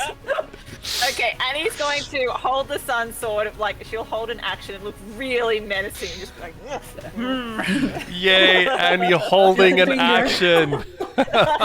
incredible. Look at Annie the character learning this is development. character development. Mm, Alright, I'm assuming Love is not doing anything. Okay, give me 1 second while I bring I was some eating stuff some back. bird seed out in the back shed. Yeah, Love is just like not gonna be part of Takes this at me a all. while to recover from the trauma of Love being killed, alright? What level are we up to now? This It's- must be sorry. Love Mark 4 or 5. yeah, I'd say so. Sorry. Which is probably a pretty reasonable track record for a familiar. I mean, I don't Yeah. attack her that often. Yeah, it's more air of effects stuff that kills it. Yeah. Yeah. Oh, where the fuck has it gone? Alright, never mind. I'm just gonna go back to my previous music. Okay, so you see that with the suggestion spell having taken hold. Yep. You see the suggestion spell having taken hold. Nikolai in his giant form, his shoulders seem to slump as he's breathing really heavily. He is damaged, though not by a lot. You can see that there's definitely lacerations upon his body. So your suggestion was cast off the ring and let's talk, yeah? Oh, peacefully. Peacefully, okay. You see he lowers an unconscious Carl Walker back onto the ground. Is Grease still there? Oh yeah, Greece just. In fact, everyone should have made dex saves, but you know, because I standing in don't it? control it. Once it's there for a minute.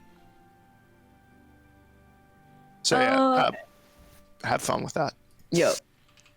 Okay, I will say, the Cloud Giant does pry the ring from its finger and throws it to the ground. As you see it, ding, ding, ding, ding, ding, and also disintegrate. I just imagine Annie diving on it and then turns into It's like that raccoon that's eating the the marshmallow. yeah the cotton candy. cotton candy Yeah, and just I puts it in the see. water, disappears. What?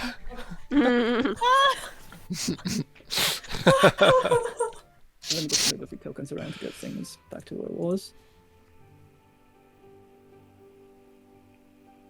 Okay, as Nikolai turns back into his human form, he's breathing really heavily and he's sort of like standing with a protective arm over the unconscious form of his brother.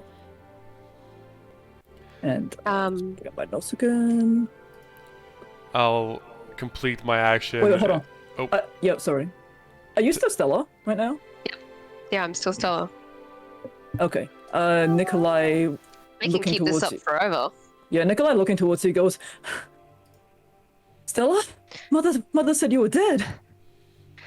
Don't tell me you believed her. That Just- woman left me.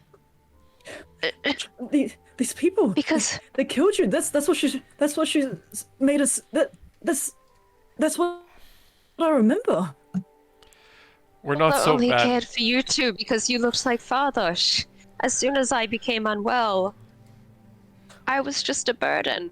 And a single tear will roll down her cheek. Performance check with advantage. Yeah, maybe roll a performance check. Oh shit. with a with advantage. With advantage, yeah, because you are Stella right now. Maybe I didn't need a 20. 20. Let's you know what? I haven't even oh no, I have used my dark one, so look. Yeah. I was gonna put some like extra Oscar's bait like seasoning on that, but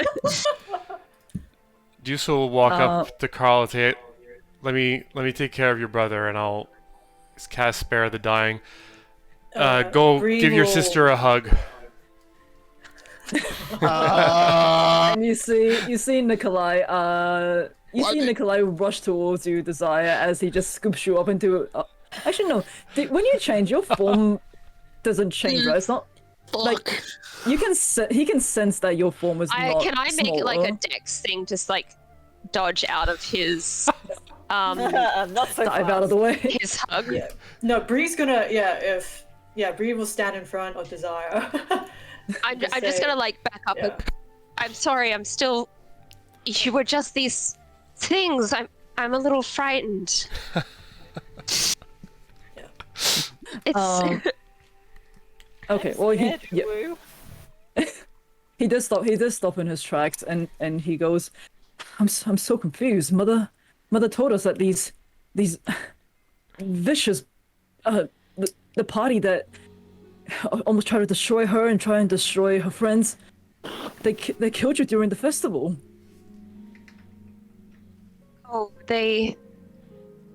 When everyone else abandoned me in that house, I could have starved to death, but they came back for me.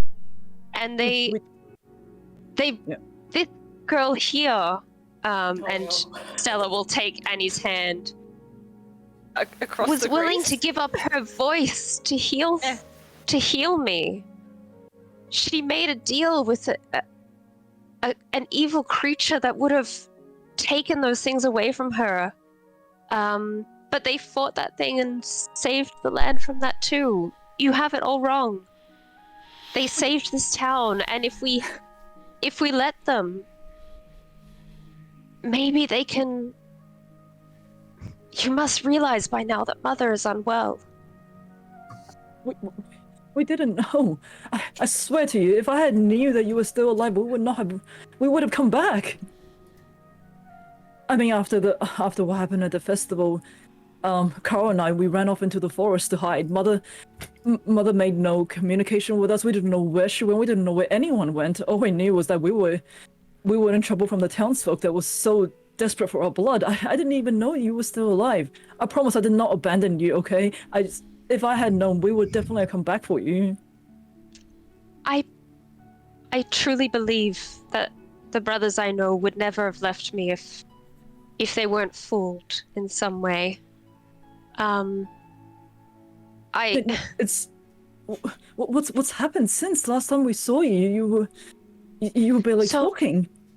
So much of it is a blur for me. I just remember coming to my senses with them surrounding me, taking care of me.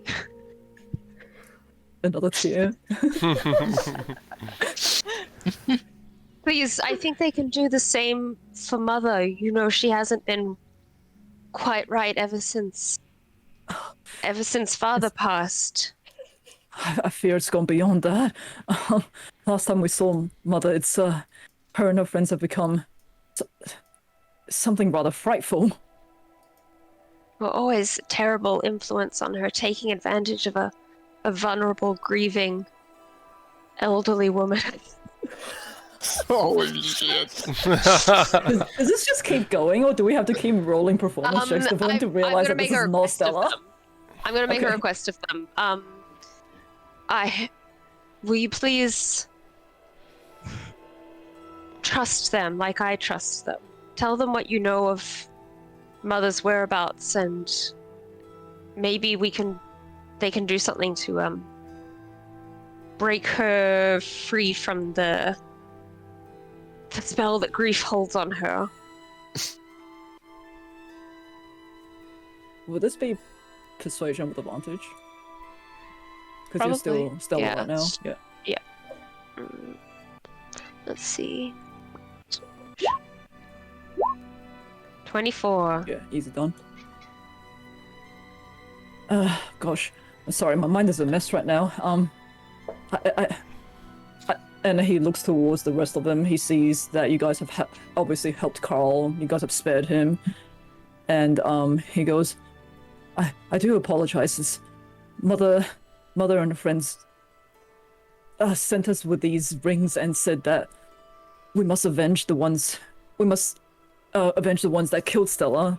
She told me that you all killed her during the chaos of the festival. I must have been mistaken." And as he looks upon like the wreckage that is now the inn, he goes, I don't know how I can make it up to you all. And Erwin, your boys, you can see that he's clearly quite distressed by the realization of what has happened.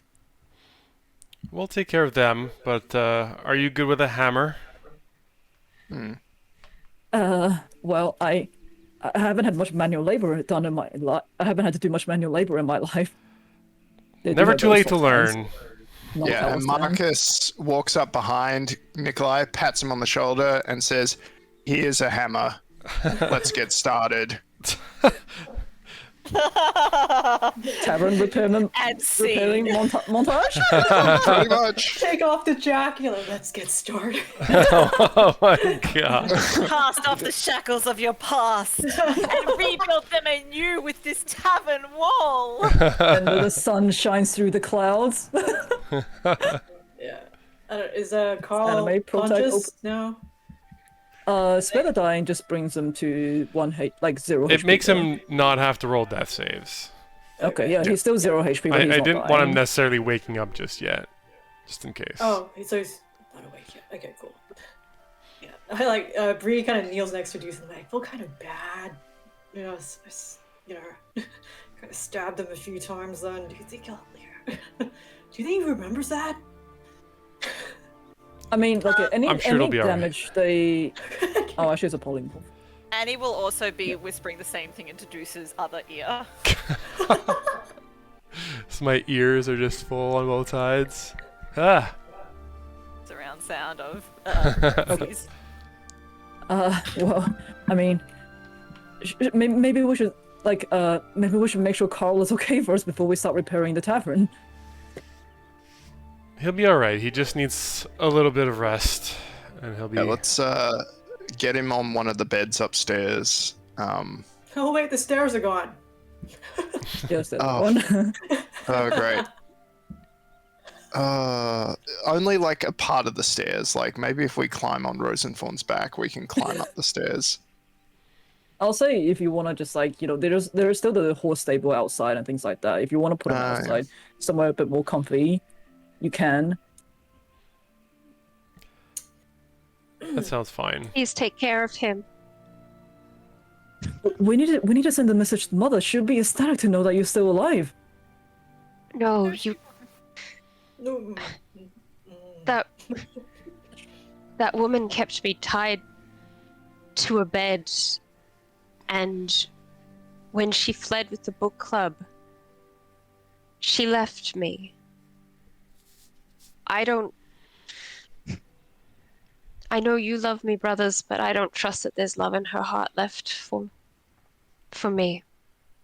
I'm afraid that if we told her, she might use me to fight things like she transformed you. She's turned you into weapons, and I don't want that fate.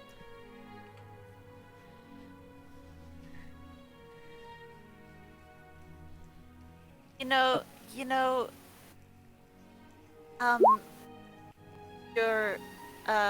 Carl, no, Nikolai, you're Nikolai. Nikolai, she's right.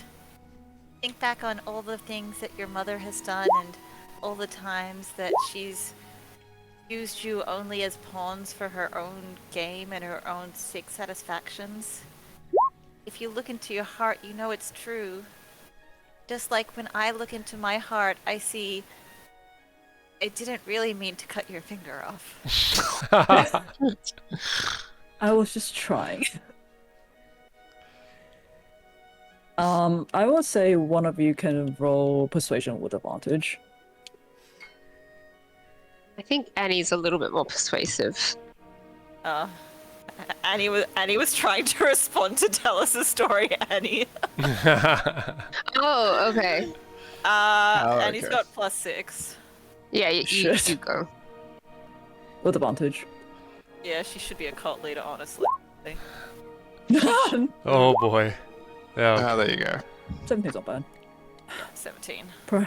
Perhaps you're right, Mother. I think mentioning your finger, like. That's very convincing. Perhaps you're right. Mother has really. She's not who she used to be ever since Father's death. How long does your Mask of Many Faces thing last for? Because I'm just a little bit like confused at how to rule this. Because it's like, do you just keep convincing them that you're Stella? It's literally an at-will Oh shit. spell. Okay. It's one of my. Yeah, I guess it's like without you changing back in front of them. It's, Yeah, I mean the duration of the self spell is 1 hour. So Okay, yeah, you'll be fine then for now. We all know, in the party know that this is just a memory thing, because I don't, it's been a while. We all know that she kept like the dead husband's body in the bed, right? Mm-hmm. Yeah. But you don't know if the kids know that. Yeah, we don't know if the kids know that. Yep. You keep you saying remember she that. wasn't the same since your father died. What strange things did she do that you know of? She became really reclusive. She spent a lot of time in her room. The only ones that she would really talk to was the members of a book club. She forbade us to join on any of those meetings. Not that we really wanted to, but it just seemed like we lost more than just one parent after our father's passing. Yeah, if you recall what happened with her book club, it kind of seems that she's kind of chosen a different family other than the one that she's given. What with how she treated Stella, and now it seems like she sent you off almost knowing that you wouldn't be coming back if you were to fight with us and telling you all these lies. Well, she can. There's a member of the book club that's particularly takes delight in inventing weird contraptions and tools, and he told us that wearing these rings will give us immeasurable strength that would definitely defeat people, defeat you guys. And Mother told us that, Mother convinced us that we must take revenge on the ones that hurt Stella. And I mean, what might I his swear to you, I didn't know name? you- What might his Huh? name be, or her name, Oh, Or so- their name. or their name? Non-binary people can do evil too. That's true. Yes. Oh god, do I have to come up Equality. with another It's bunch of black boy lost. names? It's You not. you came up with this guy. It's not This Sukram. fella. It's not Sukram, I hope, or Blinsky. Yixnalib. That's what I was thinking. I'm I'm doing- like, Yeah, evil Blinsky. Sukram. So Evil Marcus or Yinks. Oh my god, how do you spell Blinsky? God damn. It's the anti-Marcus. Yeah, Anti-Marcus or His Anti-Blinsky name, or Yixnlib. Yixlib. Lib. Yes, definitely Yixlib. God. No, not Yixnlib. Gosh, what was his name? I think it was Barnabas. That's the one. His name was Barnabas. Barnabas. Barnabas, monster. The horse's name? Ringleader. Can I get an insight check to make sure the whole story about this person giving the rings is kosher? Yeah, sure. 22. He seems to be telling the truth. As far as he knows, that is the truth. Is there a horse called Barnabas in this game? Isn't that Strahd's horse? No, that's Bucephalus. That's Bucephalus. No, Strahd's horse is called Barnabas. It's called Tyler. Well, That's the abbot's horse. Tyler. It's Oh no. Oh no. So Strahd wheeling in on his carriage. Strahd riding in on his horse. His Barnabas. doomsteed, Barnabas. And then you see the boss fight title, Barnabas, Steed of Strahd. somehow not intimidating at all. But yes, he gave us these rings. Mother said that we, what the fuck did I write? And I swear to you, like when we met her at the temple, it seemed like she's lost herself completely. And her and the rest of the book club, they look so different than when we last saw them. Well, when you wouldn't have, but when I'm Nikolai. When me and Carl last saw him. any But they gave us these rings abilities and said that like, she's displayed that she didn't have before, in addition to this visual change? I don't believe. I mean, we saw a few displays of abilities from the other book club members, but the other, I don't recall seeing anything in particular from her. I mean, also, Isaac as well. He's changed significantly. And if you guys haven't been at your family home, where have you been? Well, after the festival, we went and hid out in the woods for a few days. I mean, given what's happened, we were sure we definitely wouldn't have been invited, like, been welcomed back into the village. We survived on our own, just trying to, living off what we know, what little we knew of the land. And then a few days later, a raven from Mother came, and she instructed us to meet her at the foot of Solenka Pass because she said one of the book club members would meet us there and bring us to Sanctuary. It took quite a few days. We had never really quite left this village, but we traveled to the Solenka Pass, and indeed, one of them was there, and they took us up to this decrepit, abandoned temple of some sorts, and that's where we saw the rest of them. It's So your mother would abandon you in a time of panic, not prioritize you, leave you out in the woods for days, full well knowing that you don't have any kind of survival skills, and then request that you go to a very treacherous place to meet her, with also giving you no further aid and just some vague instructions. I mean, when you put it that way. I'm putting it that way, Carl. No, This is Nikolai. Nikolai. She needs our help. She needs your help. I know. Like I you just- I- saved me. I didn't have any other options, I promise. You've got options now, Nikolai. Yes, you can choose now, Nikolai. Choose your fate. Your fate is back in your own hands. That's right. The power is yours. I mean, we didn't have any allies in the village. Everyone has shunned. Everyone has shunned. Like, and anyone who has left that was in alliance with my mother is now with her in the temple. I didn't know what else I could do. I am sorry, and he does apologize to the rest of you. You get an idea that he was kind of just doing this because he truly believed that you guys had killed Stella, and that in order to sort of like impress and, well, not impress, but like, you know, show that they're worthy to their mother, they took on this task. Yeah. Is it becoming clearer to you now, Nikolai? I mean, everything is it's a lot, that's for sure, but if mother is indeed as ill as I think she is, then I think perhaps the best course of action is to tell you what I know. 100% yes. Shall we sit down in what little chairs that you've left us? I'm sorry, Owen. I promise. Whatever money we have left, we'll pay for these repairs. We've got arms and are able-bodied as well, don't forget. And you see, Owen has turned back to his human form by now. And I'll say he has administered the aid needed for the boys. They're back on their feet. They're back on their feet, but they're looking a bit like, ugh. Just like they've been knocked in the head, they're still a bit groggy. So yeah, I will say at this point, just to sort of speed things up a bit, what do you guys want Nikolai to tell you? Everything. A bit more specific. Like how many people are in the book club? Any Location. traps we need to be What aware of? Has they released? Has Strahd or any of the brides come by?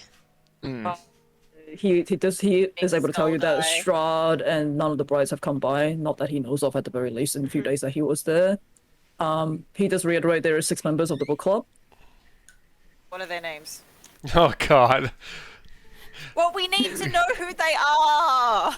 To differentiate them, we know Barnabas, the evil artificer.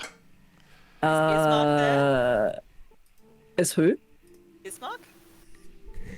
Isaac. Ismark. Ismark is the one we sent actual Stella and Lydia and Victor. They're all living in Okay. Ismark's house. That's right, yeah. Okay, there is someone by the name of... Name generator, save me.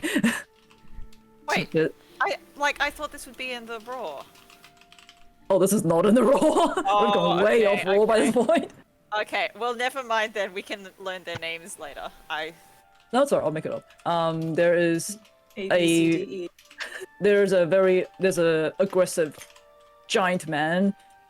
His name Namesgenerator.com. he goes by the name of, I don't like that name. He goes by the name of, sorry, name generator literally brought up Bork as a name. Yes. I'm like, Bork? Alright, he goes by the name of Rudgus. Rud. Oh, Rawdy Gas. That's his- gas. Rudgus. Gas. And this guy's another giant. He's, well, not physically a giant, but he's a much, he's really big and strong and very buff. Okay. He seems to, as Nikolai draws on, he goes, there seems to be like, almost like his eyes almost looks like these voids of light. You can't see his pupils, as if there's light shining through his head. And compared to the last time I saw him, like one side of his face seems to be like sagging, almost as if he doesn't have any sort of feelings in it anymore. Oh, And his is dark that, like, power physic- was a stroke?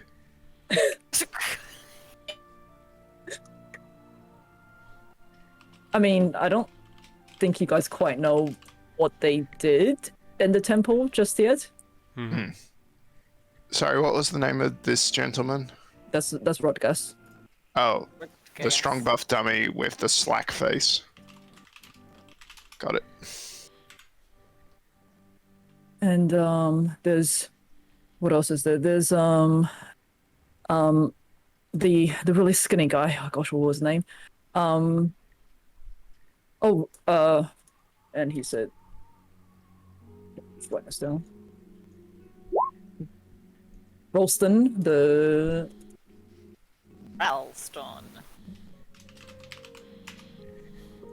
he's the really skinny one with like extremely pale skin.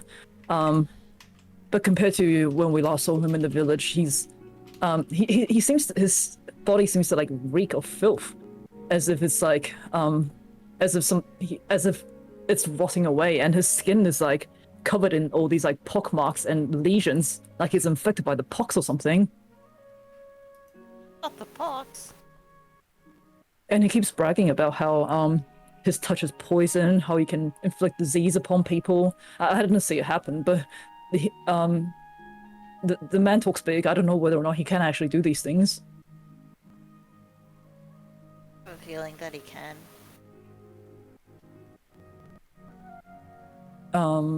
Is there anything else you want to ask, like more in detail? Have they been releasing any of the vestiges from the ones that have been encased in amber? I mean, I didn't see it happen, but Mother did say that there was sources of power within this temple that they drew from. And If that's what you mean. Have you met Exanth? I'm presuming Desire passed on the knowledge from Jenny to us about the Amber True. Temple. Yes, yeah. Yes. Have you met an Exanther? Is Xanther? No, I don't believe so. I don't know any Xanthers. That's probably for the best. Who's Xanther?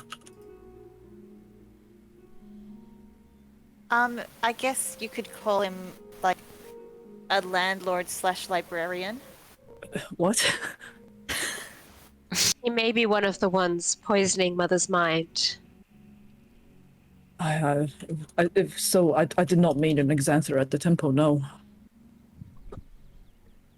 And what are they doing there? Are they just rallying forces and trying to become more powerful to take us and all the good that we've brought to the land so far-ish?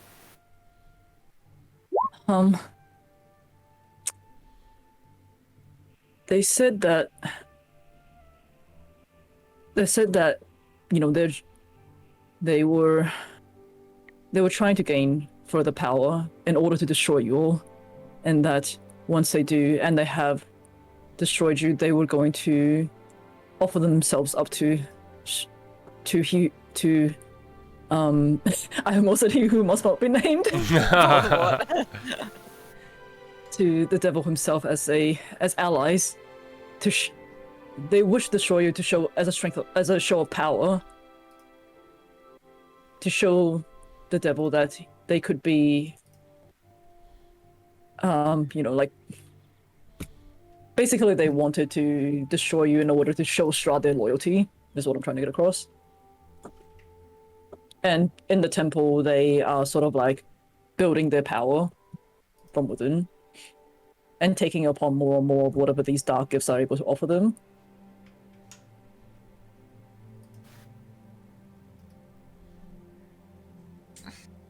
Location, please. Bree brings out a map and tells him the point where it is. Well, you guys already know where it Yeah. is. It's beyond the Solinka Pass. Yeah, somewhere along the path I like it. I assume it's pretty big, so please narrow it down. You don't have to do it now, but just saying, I'm like, okay, like. I'm just seeing if it's actually marked on the map. I think it is. It's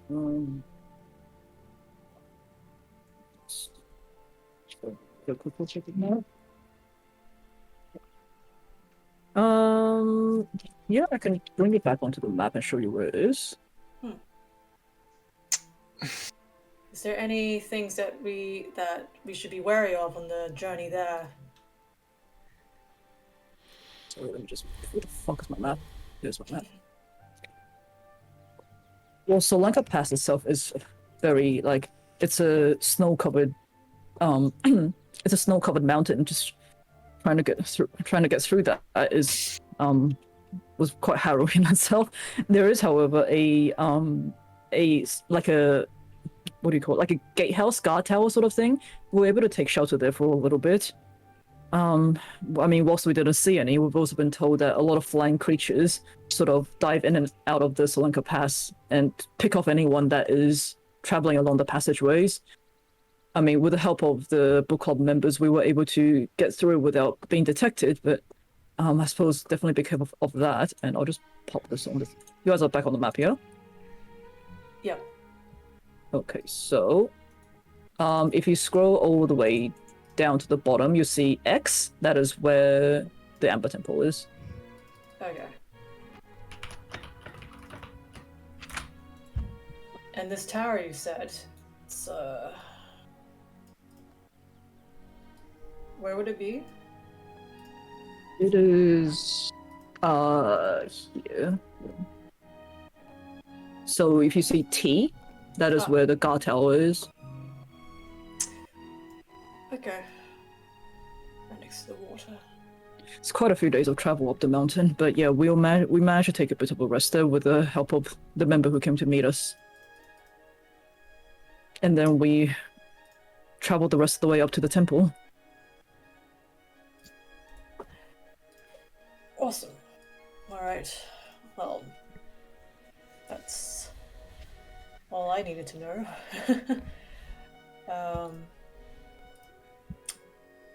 Anyone else have any questions for them? No. I'll just say, I suggest, No, go ahead. you stay here, help repair the damage you've done, and spend some time with your family that cares about you here, looking at Stella. I'm sure it'll be... But, Juice, you said that brothers, it will pain me to leave you so quickly, but now that you've come here, I'm worried that Mother can't be far behind. We had a plan for me to leave for to hide out with the burgomaster in Barovia. I can't wait around to I'm too afraid of that woman and what she's become.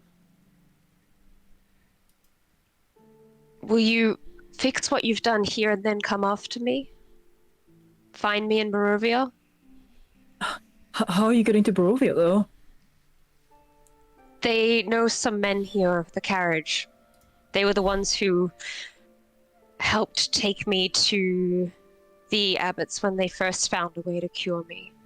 I trust them. I'll be safe. They're trustworthy? They risked their lives to take me there. I mean, I'd rather not be separated again, but okay. Me and Carl will fix up what we can of the tavern, and when are you heading up to Barovia? We'll see when the cart can be organized. But you must fix what you've done here. The brothers I know wouldn't help to look after the people of this town like all good nobles would.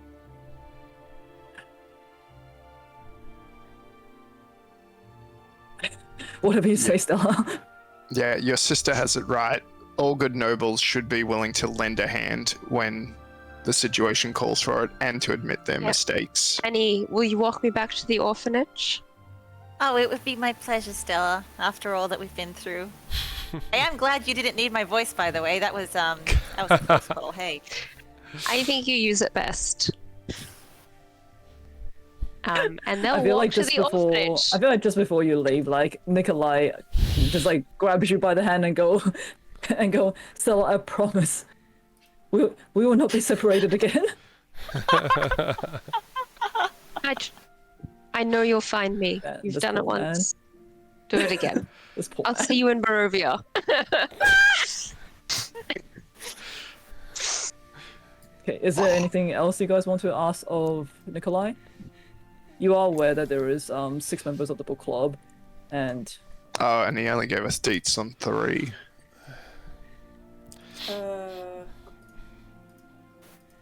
Is it 6 members in total, CC or don't sit on including a Fiona? keyboard.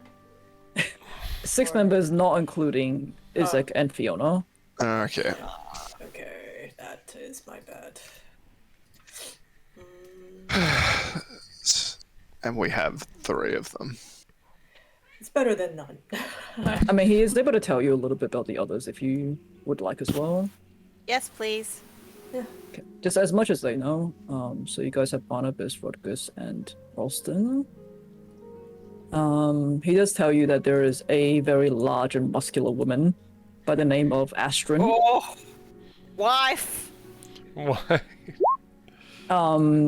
Astrid, despite her size, seems to be able to move silently, almost like a cat, and is able to sneak up on people and scare them. Takes great delight in doing that.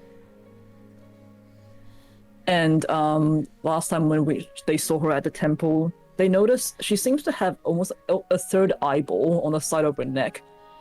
It has never opened as far as they've seen, but it seems to like flicker inside as if like the eye is turning, but the lid's never open. And she has also, just for fun, because she is that type of person, shown them how she is able to climb on different surfaces like a spider, almost.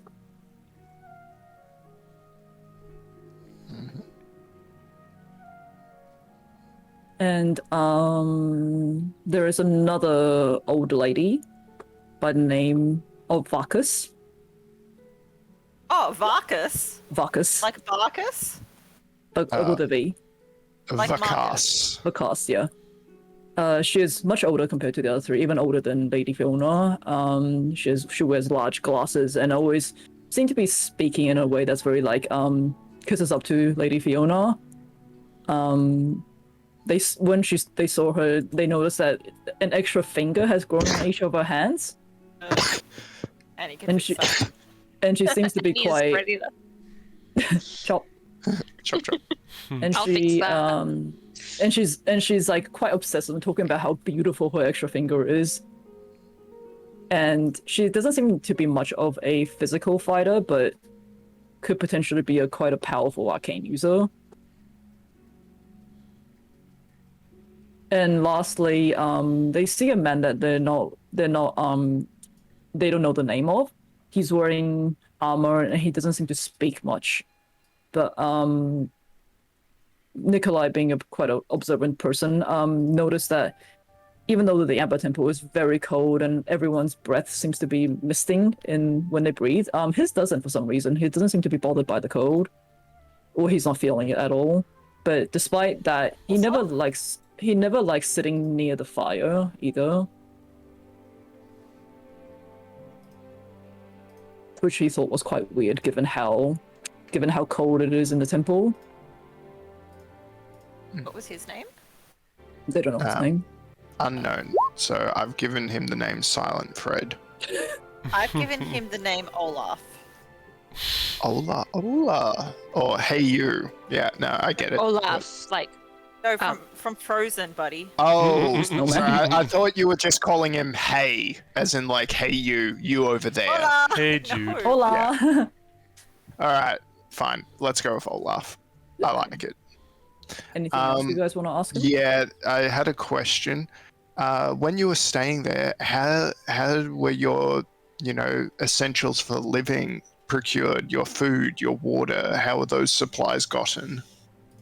Well, water is more than enough given that it's snowy. Food-wise, a few of the book club members, it was harsh, to be frank. A few of the book club members was able to hunt what little beasts lived out in the snowy landscapes, but we were quite rationed in food, that's for sure. So the book club members do leave periodically to go restock their food, potentially. I assume so. Yeah, they would come. A few of them will sometimes come back with freshly hunted game. Okay, good to know. Good to know. Anyone else have anything for them? And you do know that your mother did just send some of the book club after to kill or attack Father Lucian, right? What? Oh. Yes. Father Lucian? I mean, I was aware that Father Lucian had held a few of the book club members in captive after the festival. That's what Mother told us, but I didn't realize that she actually sent someone to hurt him. I mean, we were never friends with Father Lucian, but he was always quite a pillar of the community. Yeah. And do you remember Milovaj? The gravedigger boy, yeah? Yeah, he died in that altercation that your mother sent them after. Well, I don't know what to I don't quite know what to say. I'm sorry, I feel like mother was never like this. I don't quite know what's gotten into her. He is now. Just thought you should know. Try and keep a low profile. Yeah, less yakking, more hammering, More please. Whacking. More Or whacking. rebuilding. Yeah. And once your sister has made a safe journey to Barovia, maybe we could ensure your safe travels to join her later. It would be good not to be separated again. Yes, maybe a certain itinerant bard could help out in escorting you. After you've sorted all this. Basically. But yeah, just keep your heads low. Just Cloaks are good for that. Yeah, but not those cloaks. They've got a bit of a cult vibe to them, I would say. Vibes. Yeah. But yeah, we'll let you know how it goes. But it should be safe for you here for the time being. Erwin, Yes. As he looks upon his like destroyed tavern. do you think these boys could probably earn their keep from repairing damage that they've done and helping you out here? Oh well. I know it's a big ask, but well, this has to be repaired before anyone can earn their keep. this is true. See? I swear. You're gonna be the death of me. Do not say that. That's a red flag. Well, let's start with the stairs. If we can at least get upstairs, we'll have rooms for the night. And he rolls up his sleeve. Alright, get to it, boys. And boys, if you're feeling up to it, go to the orphanage and tell your mother what has happened. Oh, his sons. Okay, Oh, his sons, yeah. I was like, wait a minute. And the kids run off. And Erwin does give like a knowing nod to Desire, given that he saw that you turned into Stella in front of him. Yeah. He knows that this is not Stella. Probably kind of when like it was a- like, yeah. But kind of gives like a approving sort of like very good idea nod towards you. All right. Okay. Is there anything else you guys would like to know? Otherwise, I reckon we can finish the session here. I'm happy with that. Yeah. Good. Yeah, I Send a wasn't. raven to Stella. Yeah, I wasn't expecting the brawl at breakfast, but Yeah. okay. Well, it's been the brawl at breakfast. Well, Breakfast we've brawl? learned a very valuable lesson of like the first thing that Annie needs to do when she wakes up is like she sits up in bed and says like Something there's a inspiring hum. quick. It's a brand new day in the workroom.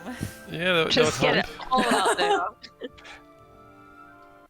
Yes, brunch isn't brunch without a punch. Ugh. Okay, alright, so we'll finish this session here then, and cool, nobody died, yay! Yeah. Yay! Honestly, you guys did really well, like, you took down the first giant within, like, 2 rounds. In cramped Yay! quarters too. That was a little bit. Yeah, I was like, Stressful. this is a rough situation. We can't move or do anything. So I'm just like, well, kill thing as fast as possible. Ugh. But, like, if you didn't have the duplicity up, you would have, like, gone down in that round. Easy. Yeah. Well, I mean, my other option was just to transform into a giant ape, and then I would have eaten all kinds of hits. So If And I then can the Tavern will restrain definitely be myself from dead. casting Fireball, you can restrain yourself from casting Polymorph inside. Like I'm casting good. the Well, place that was is the other posted to us thing. for free. that was the other thing. It would have, I would have done so much more damage to the place as well. It's already so. broken. I know. Yeah. So yeah. Because I was kind of trying to do it in a way where, like, yes, you have to worry about trying to save the kids before they die, and also not destroy too much of the tavern. Yeah. Yeah, No, 'cause I had levitate doing came in levitate on the handy. walkway. Yeah, very good. Yeah, that was Yeah, that was very good use, good use. Very good, because literally no one has any strength whatsoever in this entire. Oh, No. Not at all. Someone just being stuck with 2.5 rounds. oh yeah. Basically the whole combat, baby. yeah. Party Poor member baby. trapped. Yeah.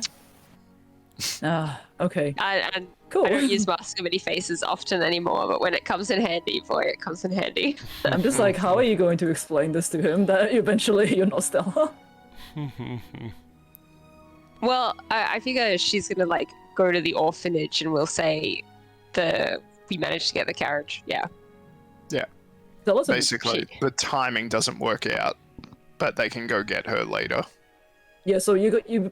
I'm assuming you guys are basically sending the Walker boys to Barovia and maybe telling Stella yeah, beforehand Desire's that this is gonna the plan. write Advantage. to her now, explaining.